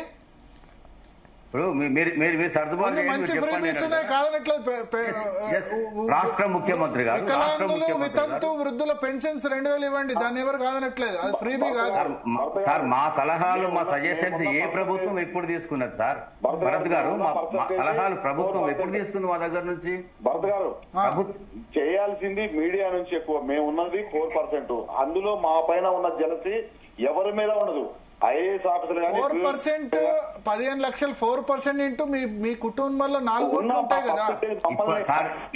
భరత్ గారు, ఇప్పటికే పొలిటికల్ ఒపీనియన్ మేకర్స్ ఉద్యోగులు దాల్చుకుంటే ప్రభుత్వాలు మార్చారు. 2004లో చంద్రబాబు నాయుడు ఓడిపోయినాడు. మార్చాము, మళ్ళీ మార్చాము, ప్రయత్నం చేస్తాం. ఈవీఎం లో రూమ్ లో ఉండేది మీరు, స్ట్రాంగ్ రూమ్ లో ఉండేది ఈవీఎం లో దగ్గర ఉండేది మీరు. చేయాలన్నా మీడియా తరఫున జీటీవీ తప్ప ఎవరు చేయట్లేదు. ఎందుకు చేయరు? మేము చాలు. మిగతా వాళ్ళని వదిలేయండి. మీరు మూవ్మెంట్ స్టార్ట్ చేస్తే అవుతుంది. రౌండ్ టేబుల్ మీటింగ్ పిలవండి. జయప్రకాష్ నారాయణ గారు నిన్ననే వచ్చారు చర్చలో. జయప్రకాష్ నారాయణ పిలవండి. జేడీ లక్ష్మణ్ మేధావుల నుంచి స్టార్ట్ కావాలి కదా ఎక్కడో దగ్గర. లేదు భరత్ గారు, 90 నేను ఈ పార్టీ ఆ పార్టీ అనట్లేదు. ఇప్పుడు పార్టీలకు కాళేశ్వరం కట్టేందుకు 1,00,000 కోట్లు వస్తాయి. వీళ్ళొచ్చి మూసి సుందరీకరణ వీళ్ళకి 1,00,000 కోట్లు వస్తాయి. ఎందుకు ఇవన్నీ? అవన్నీ వస్తాయి. ఉద్యోగులకు మాత్రం డబ్బులు రావు. మళ్ళా ఉద్యోగులకు సంబంధించి నేను జీతాలు పిఆర్సీ పెంపు అంటే మాత్రం ఇప్పుడున్న పరిస్థితుల్లో జీతాల పెంపు మీకు అయ్యేది కాదు, పోయేది కాదు. నేను న్యాయమైన డిమాండ్లు అడుగుతున్నా. న్యాయమైన డిమాండ్లు ఇంప్లిమెంట్ చేయమని అడుగుతున్నా. నేనేమంటున్నా సార్, 98% ప్రజల ముందు మీ భాగవతం బయట పెడతా, వాళ్ళ ముందు నిలబెడతా. భుజంగరావు గారు అది ఎక్కడన్నాడంటే మా Zee Telugu news police awards లోనే అన్నాడు. డబ్బులు ఎక్కడున్నాయి? బ్లాక్ మెయిల్ చేస్తా, నన్ను గోసుక తింటారా వణుక తింటారా అంటే నేనేమంటా అంటే ఇప్పుడు నేను ఈ ముఖ్యమంత్రి ఆ ముఖ్యమంత్రి తప్పట్లేదు. సిస్టమ్ లో ప్రాబ్లం ఎక్కడుందో చెప్తున్నా. ప్రాబ్లం ఎక్కడుందంటే ఉచితం ఇవ్వకపోతే ఒకళ్ళు చూసి ఒకళ్ళు అర్రాస్ పాటలు పాడుతున్నారు, వేలం పాటలు పాడుతున్నారు. ఏ మాయ మాటలు చెప్పైనా ఉద్యమం చేయండి. ఏ ఉచితాలు బంద్ చేయండి, ఏది బంద్ చేయంటారంటే కళ్యాణ లక్ష్మి బంద్ చేయండి, షాదీ ముబారక్ బంద్ చేయండి, ఫ్రీ బస్సు బంద్ చేయండి. ఎవడు అడిగాడు ఫ్రీ బస్ ఇమ్మని? ఫ్రీ బస్సు ఆడవాళ్ళకి ఫ్రీ బస్ ఇచ్చి మగవాళ్ళకి ఛార్జీలు పెంచారు. మొన్న పండుగలు దసరా పండుగకి 110 కోట్లు దండుకున్నారు. అవసరమా? భరత్ గారు, మీరు చెప్పినట్టు ఇప్పుడు ఆడవాళ్లకు ఫ్రీ బస్ అంటే తల్లులు ఏమంటారు, తండ్రులు కుమారుల దగ్గర దోచుకొని మళ్ళీ తల్లులు వాళ్ళ ఈ చేత్తో తీసుకుని ఆ చేత్తో తీస్తున్నారు. సార్, ఇప్పుడు ప్రభుత్వంలో మేము భాగస్వాములమని ముఖ్యమంత్రి గారు అన్నప్పుడు ఆ ముఖ్యమంత్రి గారు ఉన్నటువంటి ఆర్థిక వెసులుబాటును దృష్టిలో పెట్టుకొని లేనిపోని గాలిగత్తర హామీలు ఇవ్వకుండా ఇప్పుడు ఏం చేద్దాం అనేటువంటి మీరు అందరు రౌండ్ టేబుల్ మీటింగ్ పెట్టండి, మేము జీటీవీ లైవ్ టెలికాస్ట్ చేస్తాం. చేయండి సార్, పెట్టండి, పెట్టండి. రౌండ్ టేబుల్ మీటింగ్ పెట్టండి, ఇనిషియేటివ్ తీసుకోండి. మీడియా ఇనిషియేషన్ తీసుకోండి. మీరు తీసుకోవాలి, మీరు తీసుకుంటే అర్థవంతంగా ఉంటుంది. మీరు తీసుకుంటే మీ ప్రజలకు శత్రువులు అయిపోతుంది. నేను ఎన్నోసార్లు చెప్పాను, ప్రజలకు శత్రువు ఎట్లా అవుతారు? ముఖ్యమంత్రి గారి ప్రయత్నం అదే కదా. ప్రజలకు ఇప్పుడు లేదండి, మీరు ఒక్క సెక్షనే ఉన్నారనుకుంటారు. రేపు గ్రామ పంచాయతీ సర్పంచులు ఎంపీటీసీలు అందరు సపోర్ట్ వస్తారు. వాళ్ళ బిల్లులు రాక ఆత్మహత్యలు చేసుకుంటే వాళ్ళు ఓన్లీ ఉద్యోగులే కాదు, చచ్చిపోతున్నారు.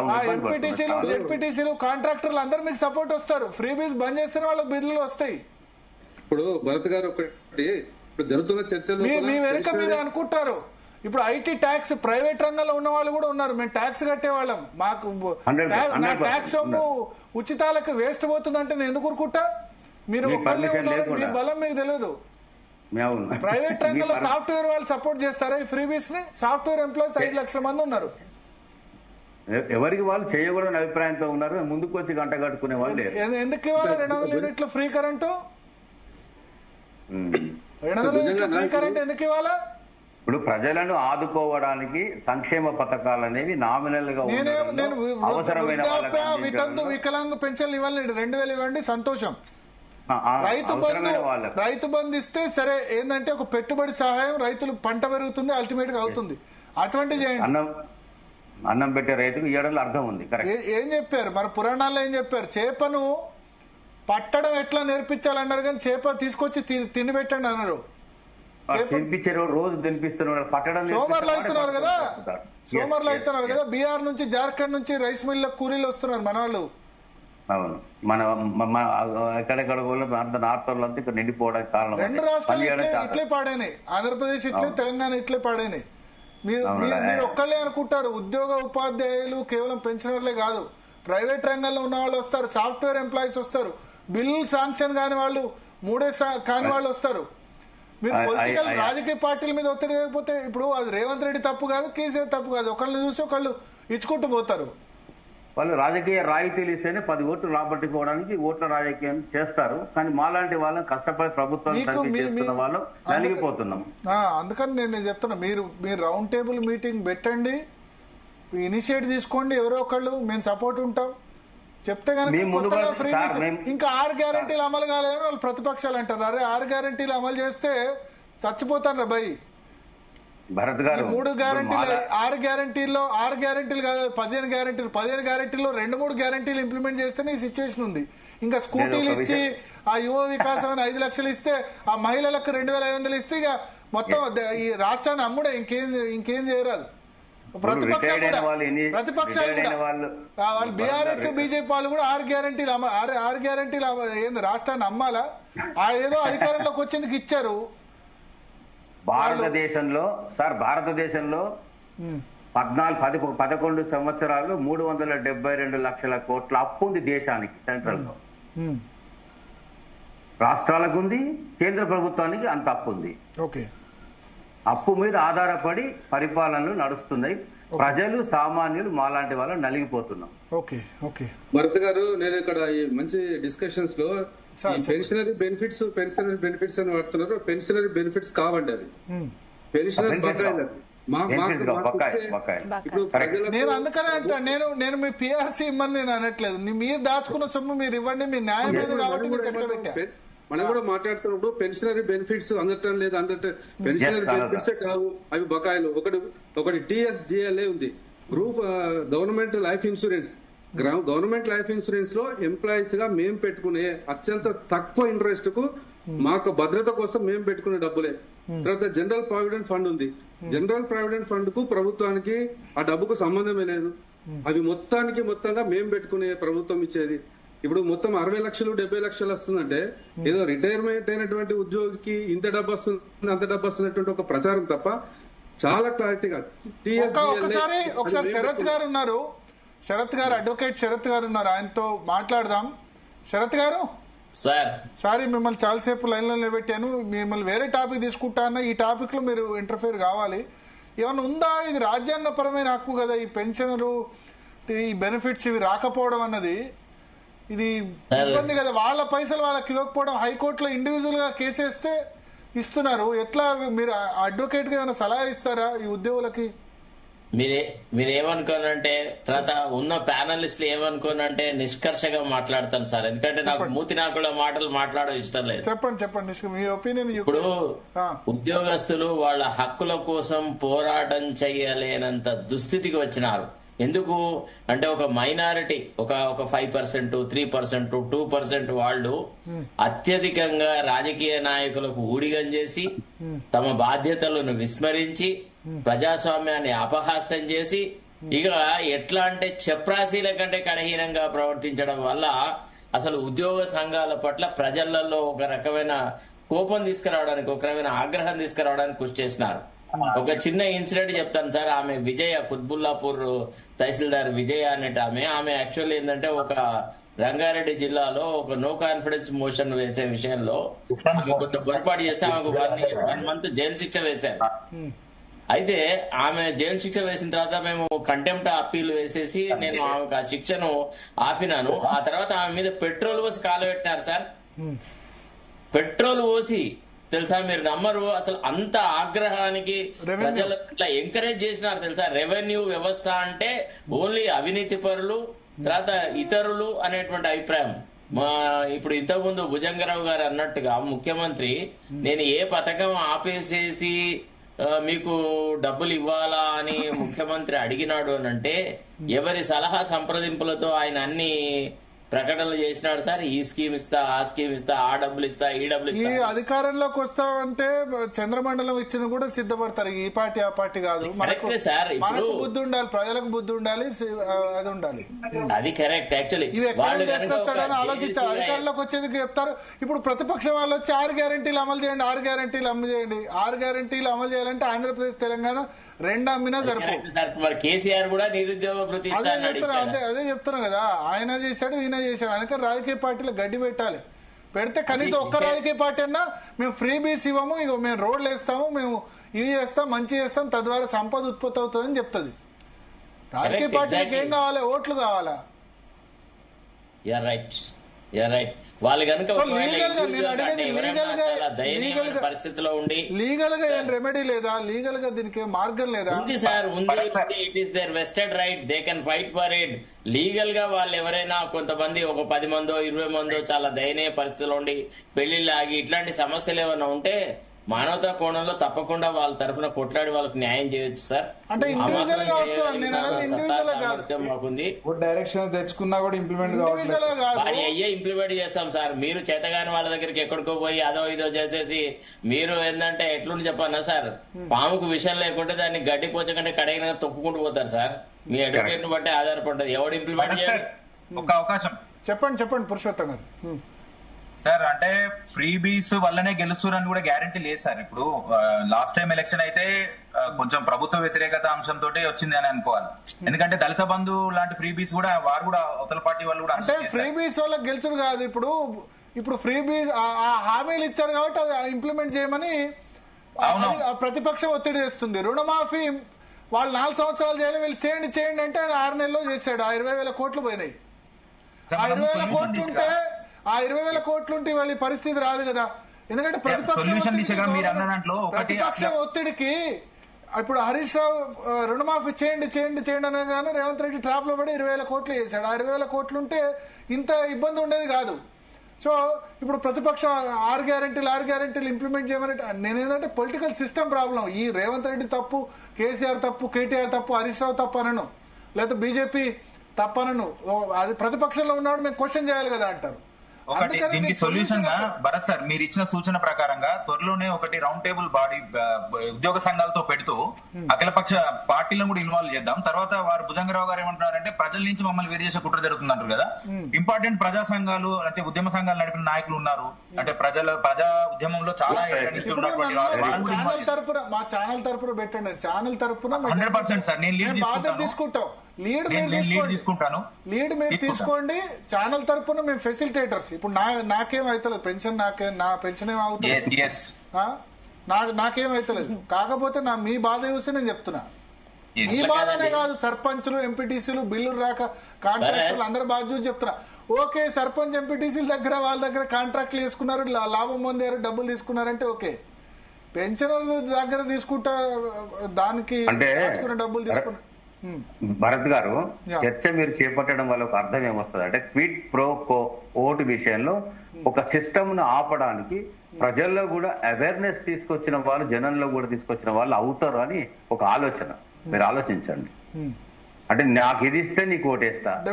అందుకని ఇప్పుడు పురుషోత్తం రావు గారు అన్నారు డెఫినెట్ గా విల్ టేక్ అప్ ఇనిషియేటివ్ తీసుకుంటా అన్నారు. రౌండ్ టేబుల్ పెట్టండి.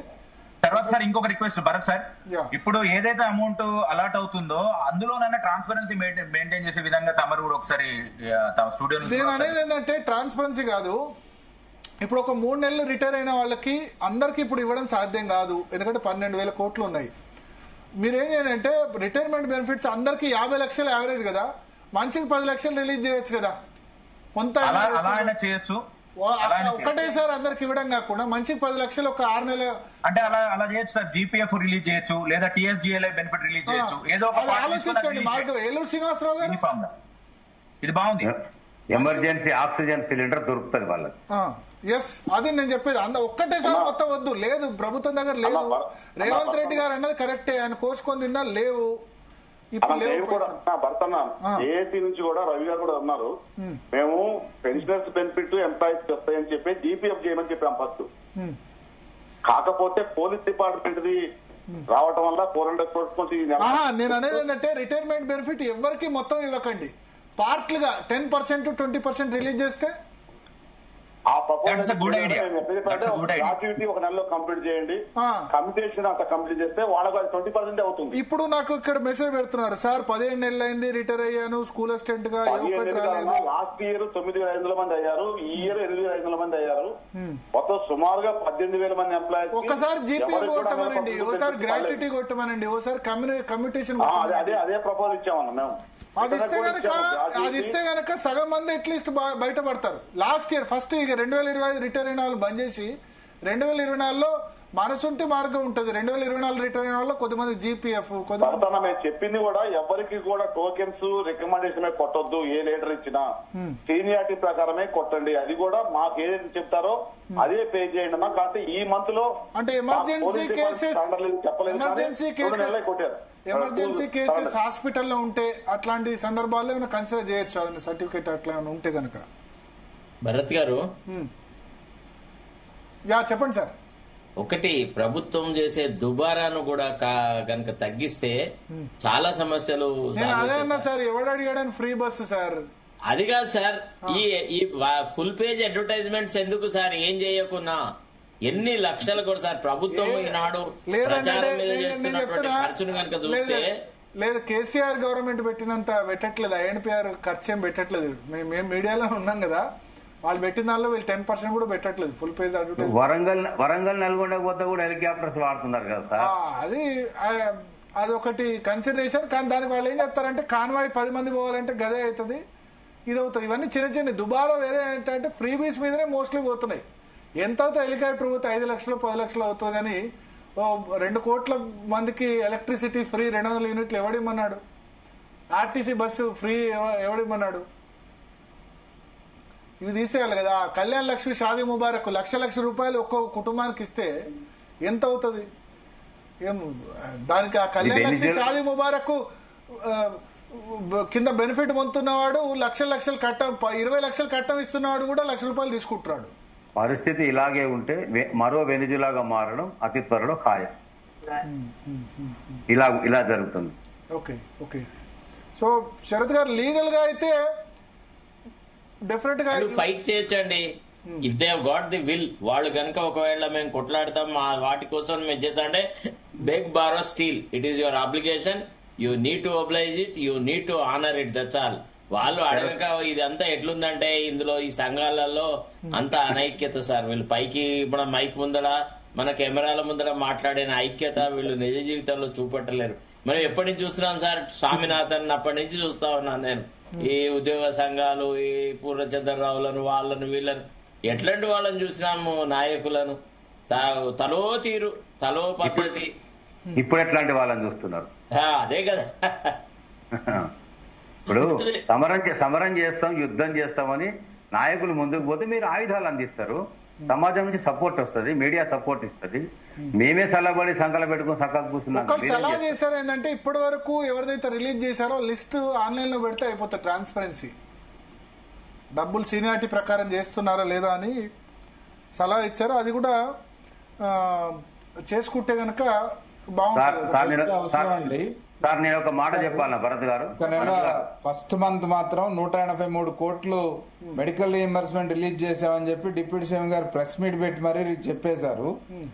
అప్రిషియేట్ చేశాం. ఆ తర్వాత నుంచి సైలెంట్ అయిపోయారు. మీరు సార్ ఒక ప్రకటన చేయకముందే మీరు కండువాలు పట్టుకొని రెడీ ఉంటారు కదా ఉరుకోడానికి ఎక్కడికి మంత్రుల దగ్గరికి. మీరు సార్ ఇదంతా దరిద్రంగా ఒక పద్ధతి తీసుకొచ్చినారు. పాలాభిషేకాలు కండువాలు అప్పుడు అందరూ లేరండి, అందరు ఆ పొజిషన్ లో లేరు, అందరూ అట్లాంటి ఆ సంస్కృతిలో చర్చ పక్కదారి పట్టింది ఉంటే దాన్ని అనవసరమైన ఇది చేయకండి. లేదు సార్, కొంత డిస్టెన్స్ మెయింటైన్ చేయాలి సార్. వాళ్లే నాయకులు అని అనుకుంటే ఎట్లా? మీరు ఏ సంఘాలు వాళ్లే నాయకులు అనుకుంటే ఎట్లా?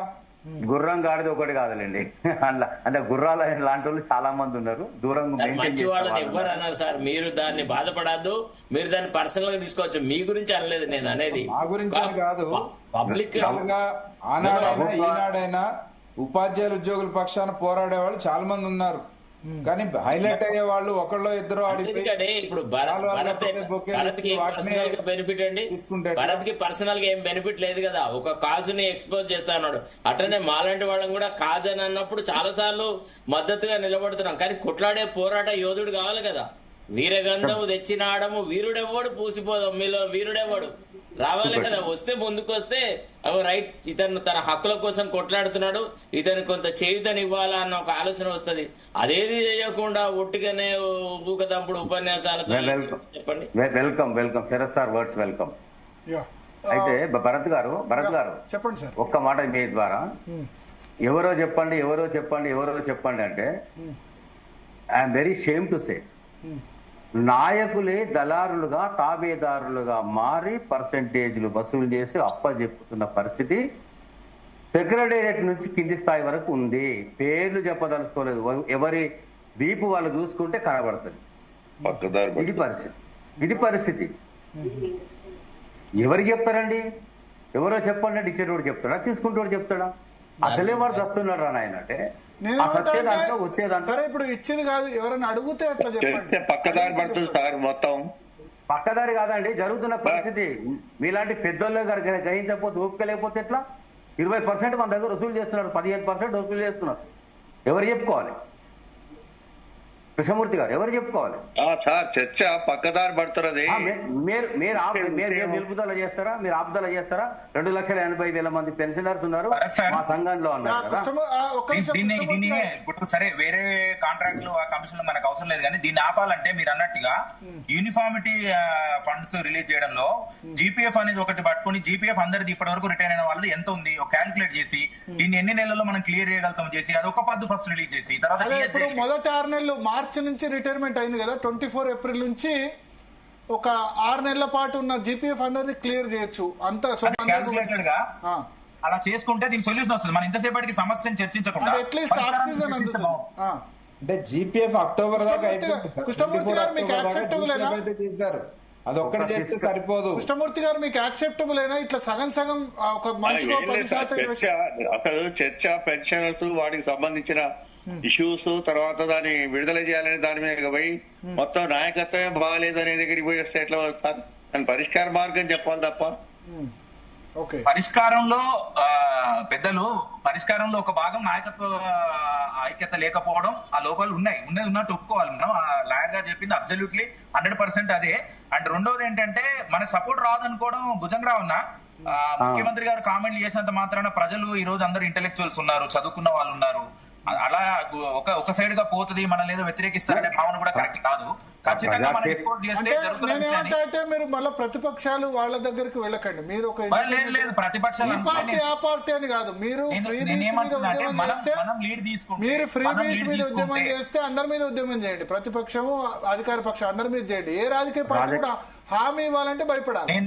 నేను దీనికి చక్కని సొల్యూషన్ ఏంటంటే, ఎప్పుడు కూడా మేము ఏది మాట్లాడినా ఉద్యోగులకు అనుకూలంగా ఉన్నటువంటి అంశాలు, ఉద్యోగుల ప్రయోజనాల కోసం కొట్లాడే అంశాలు అనేది మాట్లాడతాం తప్ప ప్రభుత్వ వ్యతిరేకంగా ఉద్యమాన్ని ఎప్పుడు చేపట్టడం అది మాకు సంబంధించిన సబ్జెక్ట్ కాదు. ప్రభుత్వ వ్యతిరేకం వద్దు, ప్రతిపక్ష అనుకూలం వద్దు, రాజకీయ పరంగా చేయకుండా ఫైనల్ లాంగ్ టర్మ్ సొల్యూషన్ దిశగా వెళ్ళండి. మీ జీ తెలుగు వేదికగా నేను రిక్వెస్ట్ చేస్తా ఉన్నా, ఉద్యోగ సంఘాలందరూ కూడా ఎవరైతే ఆర్గనైజేషనల్ స్ట్రక్చర్ క్యాడర్ వైజ్ బలంగా ఉన్నారో వాళ్ళందరూ కూడా కొంచెం దీన్ని సీరియస్ గా తీసుకొని, ఈ పెన్షనర్స్ ఇష్యూ గానీ డిఎస్ ఇష్యూ గానీ తీసుకొని మిగతా వాళ్ళని కూడా కలుపుకొని పోయి సాధించుకొని వచ్చే విధంగా అన్కాంప్రమైజ్డ్ ధోరణిలో ఉండాలని చెప్పేసి రిక్వెస్ట్ చేస్తున్నా మీ వేదికగా, మీ మీడియా వేదికగా. ఓకే. శ్రీనివాసరావు గారు, ఏలూరు శ్రీనివాసరావు గారు ఉన్నారా ఫోన్ లైన్ లో? శ్రీనివాసరావు గారు, ఈ ప్రపోజల్ ఏమైనా పెడితే బాగుంటదేమో. సీనియర్లే ఇప్పుడు గతంలో లేనంత ఇదిగా ఇప్పుడు ఉపాధ్యాయ సంఘాలు అయితేమి, పెన్షన్ సంఘాలు అయితేమి, వర్కింగ్ ఎంప్లాయీస్ అయితేనేమి, అవుట్ సోర్సింగ్, కాంట్రాక్ట్ అందరితో ఒక డేజీగా ఏర్పడటం. అది మొదటగా అవన్నీ ఏర్పడ్డది కూడా యూనిటీ చూపించడానికి, ఇటువంటి సమస్యల పైన గవర్నమెంట్ మెడలు వంచడానికే. కానీ పెన్షనర్స్ చేసినంత వాళ్ళు మాకంటే ఎక్కువ చేస్తున్నారు. వాళ్ళ పెద్ద సంఘాల వాళ్ళు గ్యాదరింగ్ కానీ వాళ్ళు చేసేది కూడా గవర్నమెంట్ కి ఏదైతే ఇప్పుడు ఇందాక అన్నారు కదా, పెన్షనర్ బెనిఫిట్స్ కాదు, రావాల్సిన పాత బకాయిలు ఇప్పుడు బకాయిలు కాదు, పాత బకాయిలు ఇవన్నీ మీరు చేయాల్సిందే. యునైట్ చేద్దాము. ఇందులో అనైక్యత కూడా సంఘ నాయకుల మధ్యన ఎక్కడ అనైక్యత లేదు. గవర్నమెంట్ ఏదైనా చేసినప్పుడు పోయి ప్రశంసించడం కూడా తప్పులేదు. ప్రతిదీ గవర్నమెంట్ మీద యుద్ధం చేయడానికే సంఘాలు లేవు. ఏదన్నా పని చేసినప్పుడు పోయి ప్రశంసించి రావటం, పని చేయనప్పుడు పోరాటం చేయడం అనేది ఉద్యోగ సంఘాల ప్రాథమిక కర్తవ్యం.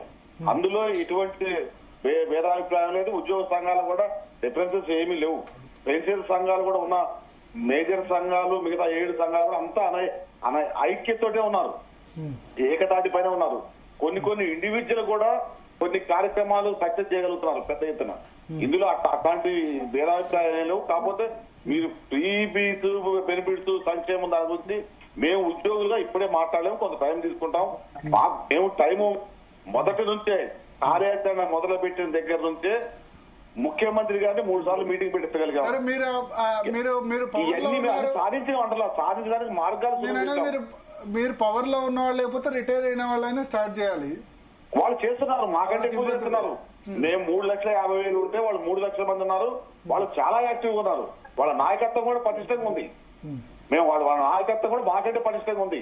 మేము కొంత వర్కింగ్ లో ఉన్నాం కాబట్టి కొంత ఆగుతాం.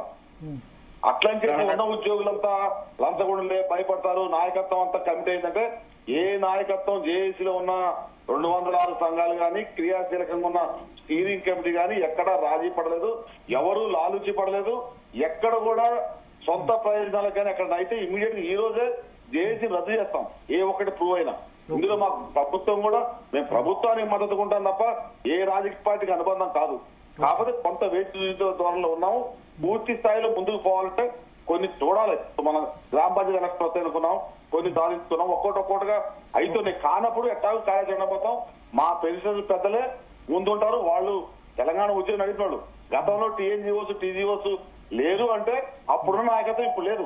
ఆ నాయకత్వం మీద ఈ నాయకత్వం మీద కలుపుకొని పోతున్నాం, కలిసే పోతున్నాం. అందులో సెకండ్ థాట్ లేదు. మా పెద్దోళ్ళు మమ్మల్ని భయపెట్టాల్సిందే, మాకు వార్నింగ్ ఇవ్వాల్సిందే, మమ్మల్ని నిద్ర లేపాల్సిందే, మేము వాళ్ళ మాట కాల్స్తే. అందులో సెకండ్ థాట్ లేదు. కాకపోతే ఏదైనా ఉన్నప్పుడు మాకు కూడా ఒప్పందిస్తే జరుగుతుంది గవర్నమెంట్ అనేది మాకు వస్తే దాన్ని బట్టి మేము బెదిరియడానికి అవకాశం ఉంటుంది అనేది మేము మాట్లాడిన తప్ప వేరే కాదు. Okay. Thank you. Eluru Srinivasarao గారు, భుజంగరావు గారు, కట్కం రమేష్ గారు, చావా రవి గారు, అదేవిధంగా పురుషోత్తం గారు, కృష్ణమూర్తి గారు, శరత్ గారు మీరు ఉండండి నెక్స్ట్ టాపిక్ సంబంధించి. సో సునీత, ఎస్ భరత్, మనం మొత్తం మీద వీళ్ళందరి టాపిక్స్ అందరి వర్షన్ కూడా వింటుంటే ఎంప్లాయీస్ అందరు కూడా, రిటైర్డ్ ఎంప్లాయీస్ అందరు కూడా తలా ఒక రకంగా, అంటే అందరు కూడా ఒక స్టాండ్ పైన కనిపించట్లేదు. కొంతమంది ఫ్రీబీస్ ఎందుకు మీరు ప్రశ్నించాలి ప్రభుత్వాన్ని అని అడుగుతున్నప్పుడు కూడా వాళ్ళు ఒకటే మాట, అది మాకు అవసరం లేని అంశము అని చెప్పేసి వాళ్ళు దాటేస్తున్నారు. ఎందుకు అంటే ఎంప్లాయీస్ లో ఈ వాళ్ళకి ఏంటంటే అడుగుతే గనక ఇప్పుడు రేవంత్ రెడ్డి అన్నారు కదా, 2% ఇస్తే మీ 95% ఆపేస్తాం. వేరే ఆల్రెడీ ఉద్యోగులు అంటే కొంత ప్రజల్లో వేరే విధంగా ఉంది, వీళ్ళకి లక్షల జీతాలు తీసుకుని ఉంది. కానీ ఎవరో ఒకళ్ళు అడగకపోతే ఎక్కడి నుంచి స్టార్ట్ అవుద్ది? ఎఫెక్టెడ్ పార్టీస్ కదా అడిగేయాల్సింది. ఇప్పుడు ఫ్రీ బీస్ ఎవరికి రావు? ప్రభుత్వ ఉద్యోగం అయితే ఒక్క ఫ్రీ బీ కూడా రాదు. ఒక ఆర్టీసీ ఫ్రీ బస్ వస్తుందేమో, ఎందుకంటే ఆడవాళ్ళందరికి ఇచ్చారు తప్ప మిగతా ఏ స్కీమ్ రాదు. 200 యూనిట్స్ రాదు, తర్వాత గ్యాస్ సిలిండర్ రాదు, రైతు బంధు ఒకటి ప్రభుత్వ వాళ్ళకు ఉన్నా వస్తుంది, పెన్షన్స్ రావు, కళ్యాణ్ లక్ష్మి, షాదీ ముబారక్ రావు. సో ఎఫెక్టెడ్ పార్టీ ఎవరు? ఫ్రీ బీస్ వల్ల. జీతం 1వ తారీఖు జీతం ఇచ్చడే గొప్ప అయిపోయింది. సో స్టార్ట్ అక్కడి నుంచి రావాలి. ప్రైవేట్ రంగంలో ఉన్న ఎంప్లాయీస్, సాఫ్ట్వేర్ ఎంప్లాయీస్ చేయాలి, లేకపోతే ప్రభుత్వ ఉద్యోగం. అయితే ప్రైవేట్ రంగంలో ఉన్న వాళ్ళకి సంఘాలు ఉండవు, అన్ఆర్గనైజ్డ్. సంఘాలు ఉన్న ఎవరికి? ఉద్యోగులు, పెన్షనర్లు. సో అక్కడి నుంచి రావాలి ఉద్యమం. అందులో కూడా ఇప్పుడు pension benefits, retirement benefits late అవుతున్నాయి కదా. రాబోయే రోజుల్లో మనం ఏం చూస్తామంటే గవర్నమెంట్ ఉద్యోగులకు 6 నెలల తర్వాత జీతం ఇచ్చుడు. ఇప్పుడు గవర్నమెంట్ కాదు, కాంట్రాక్ట్లు ఉన్న వాళ్ళకి, అవుట్ సోర్సింగ్ ఉన్న వాళ్ళకి 6 నెలలకు ఒకసారి జీతం ఇస్తున్నాయి. ఇదే విధంగా కంటిన్యూ అయితే జీతం 6 నెలలకు ఒకసారి ఇచ్చినా ఓకే అన్న విధంగా అయిపోతుంది సిచ్యువేషన్. వాళ్ళకి అర్థం కావాలి. సో ఎందుకంటే సంఘాలు అనేసరికి నెంబర్ ఆఫ్ పర్సన్స్ ఎక్కువ ఉంటారు. రాజకీయ పార్టీలకు ఏం కావాలి? ఎందుకు ఫ్రీ బీస్ ఇస్తున్నాయి? వాళ్ళ ఇంట్లోంచి ఇవ్వట్లేదు కదా, పనిలేక కాదు కదా, ఓట్లకు. వీళ్ళు ఒక 60 లక్షల మంది ఉన్నారంటే వాళ్ళు ఆలోచిస్తారు కదా ఇవ్వడానికి. 3 రాజకీయ పార్టీలు ఉన్నాయనుకోండి, ఒక 2 ఫ్రీ బీస్ ఇచ్చిన ఇంకో రాజకీయ పార్టీని ఫ్రీ బీ ఇవ్వ అంటే, ఫ్రీ బీ ఇవ్వని పార్టీకి 60 లక్షల మంది ఓటేస్తామంటే ఏమవుతుంది? తెలంగాణ ఉద్యమం వచ్చినంత కాలం మీకు గుర్తు పెట్టుకోవాలి. సపరేట్ తెలంగాణ కాగానే ఏందన్నారు? ఆంధ్ర వాళ్ళ పంటి కాలి పళ్ళు ముళ్ళు మేము తీస్తామని చెప్పారు. అన్ని పార్టీలు కూడా, ఇప్పుడు ఇన్క్లూడింగ్ టీఆర్ఎస్. ఎందుకైంది? ఆంధ్ర ఓటు బ్యాంక్ ఉంది, 50 లక్షల మంది, 30-40 లక్షల మంది సిటీలో ఉన్నారు, నార్త్ ఇండియన్స్ 20 లక్షల మంది ఉన్నారు. సో ఇప్పుడు వాళ్ళు ఎవరు ఏమనట్లేదు కదా. సో ఒక ఓటు బ్యాంక్ గా ఫామ్ అయితే ఈ పెన్షనర్స్, ఉద్యోగులు వీళ్ళందరూ కూడా ఒక ఓటు బ్యాంక్ గా ఫామ్ అయితే ఏ రాజకీయ పార్టీ అయినా వాళ్ళ గురించి అవుతుంది. మైనారిటీ ఉంది, మైనారిటీలు ఎందుకు? మైనారిటీ ఒక ఓటు బ్యాంక్ కాబట్టి మైనారిటీలకు వరాలు ఇస్తారు. సో ఒక ఓటు బ్యాంక్ గా ఫామ్ అయితే ఫ్రీబీస్ కి వ్యతిరేకంగా, అబ్బో వీళ్ళు వ్యతిరేకంగా ఓటేస్తారు ఫ్రీబీస్ అనౌన్స్ చేస్తే ఏ రాజకీయ పార్టీ అయినా దిగి రావాల్సిందే. 4-5 రాజకీయ పార్టీలు ఉన్నాయి రాష్ట్రంలో, 3 ప్రముఖంగా కాంగ్రెస్, బీజేపీ, బీఆర్ఎస్. ఒక్క రాజకీయ పార్టీ అయినా ఫ్రీబీస్ వ్యతిరేకంగా మేము చేయము, మీ ట్యాక్స్ ను మంచిగా ఖర్చు పెడతామని చెప్తారు కదా. 60 లక్షల ఓట్లు ఉన్నాయంటే వేస్ట్ కాదు కదా. సో ఒక ఓటు బ్యాంక్ గా ఏర్పడలేదు. వీళ్ళు ఇంతకాలం ఏమడుగుతున్నారంటే డిఏ ఇవ్వండి, పిఆర్సీ ఇవ్వండి అని అడుగుతున్నారు తప్ప ఫ్రీబీస్ ఇవ్వకపోతే ఇవన్నీ వస్తాయి. డిఏ, పిఆర్సీ ఆటోమేటిక్ గా మీకు 30% కాదు 40% కూడా వస్తాయి. అది ఆలోచించండి, ఉద్యోగులు మైండ్ లో పెట్టుకోండి. ఫ్రీబీస్ వల్ల రావట్లేదు. మళ్ళీ నేను కూడా ఇప్పుడున్న పరిస్థితిలో పిఆర్సీ ప్రభుత్వం ఇంప్లిమెంట్ చేసే పరిస్థితి లేదు. దయచేసి ఉద్యోగులు కూడా అడగద్దు. ఎందుకంటే ప్రభుత్వ, ప్రైవేటు ఎంప్లాయ్మెంట్ వాళ్ళ వేతనాల మధ్య చాలా అంతరం ఉంది. ఇది రిటైర్మెంట్ తర్వాత వచ్చే డబ్బు అనేది వాళ్ళ న్యాయమైన డబ్బు, వాళ్ళకి వాళ్ళు దాచుకున్న డబ్బు వాళ్ళు ఇమ్మని అడుగుతున్నారు. అందుకని మన న్యాయమైన డిమాండ్ల పట్ల మనం ఉంటాం. పిఆర్సీ ప్రభుత్వాన్ని ఇప్పుడు ఇమ్మంటే వీ విల్ నాట్ సపోర్ట్. ఇప్పుడున్న పరిస్థితిలో పిఆర్సీ ఇచ్చే పరిస్థితి లేదు. 2 సంవత్సరాలు ఆలస్యమైంది. కానీ ప్రభుత్వ రంగ ఉద్యోగులు, ప్రైవేటు వేతనాల మధ్య చాలా డిఫరెన్స్ ఉంది. ఇచ్చే పరిస్థితి లేదు. కాబట్టి న్యాయమైన డిమాండ్ రిటైర్మెంట్ బెనిఫిట్స్ ఇవ్వాలి. డిఏలు వాళ్ళ హక్కు, దాన్ని ఇవ్వాలి. అది మనం డెఫినెట్ గా చేద్దాం. వీళ్ళందరూ ఒక ఓటు బ్యాంక్ గా ఏర్పడితే రాజకీయ అల్టిమేట్ గా సొసైటీ ఫ్రీబీస్ ఇస్తే నాకేమైనా నష్టం ఉందా? నాకు అవసరం లేదు కదా ఫ్రీబీస్. ఎందుకు ఫైట్ చేస్తున్నా? రాష్ట్రం అల్టిమేట్ గా రాష్ట్రం బాగుపడాలి. బాగుపడకపోతే రాజకీయ పార్టీలు గెలుపు కోసం ఏమైనా చేస్తాయి. నేను ఇంతకుముందు చెప్పినట్టు చంద్రమండలం తీసుకుపోతామని కూడా అనౌన్స్ చేస్తాయి. తులం బంగారం కాదు 10 తులాల బంగారం కూడా ఇస్తా అంటే సాధ్యం అవుతుందా? కాదు కదా. Thank you Bharat for your deep analysis. So మరొక టాపిక్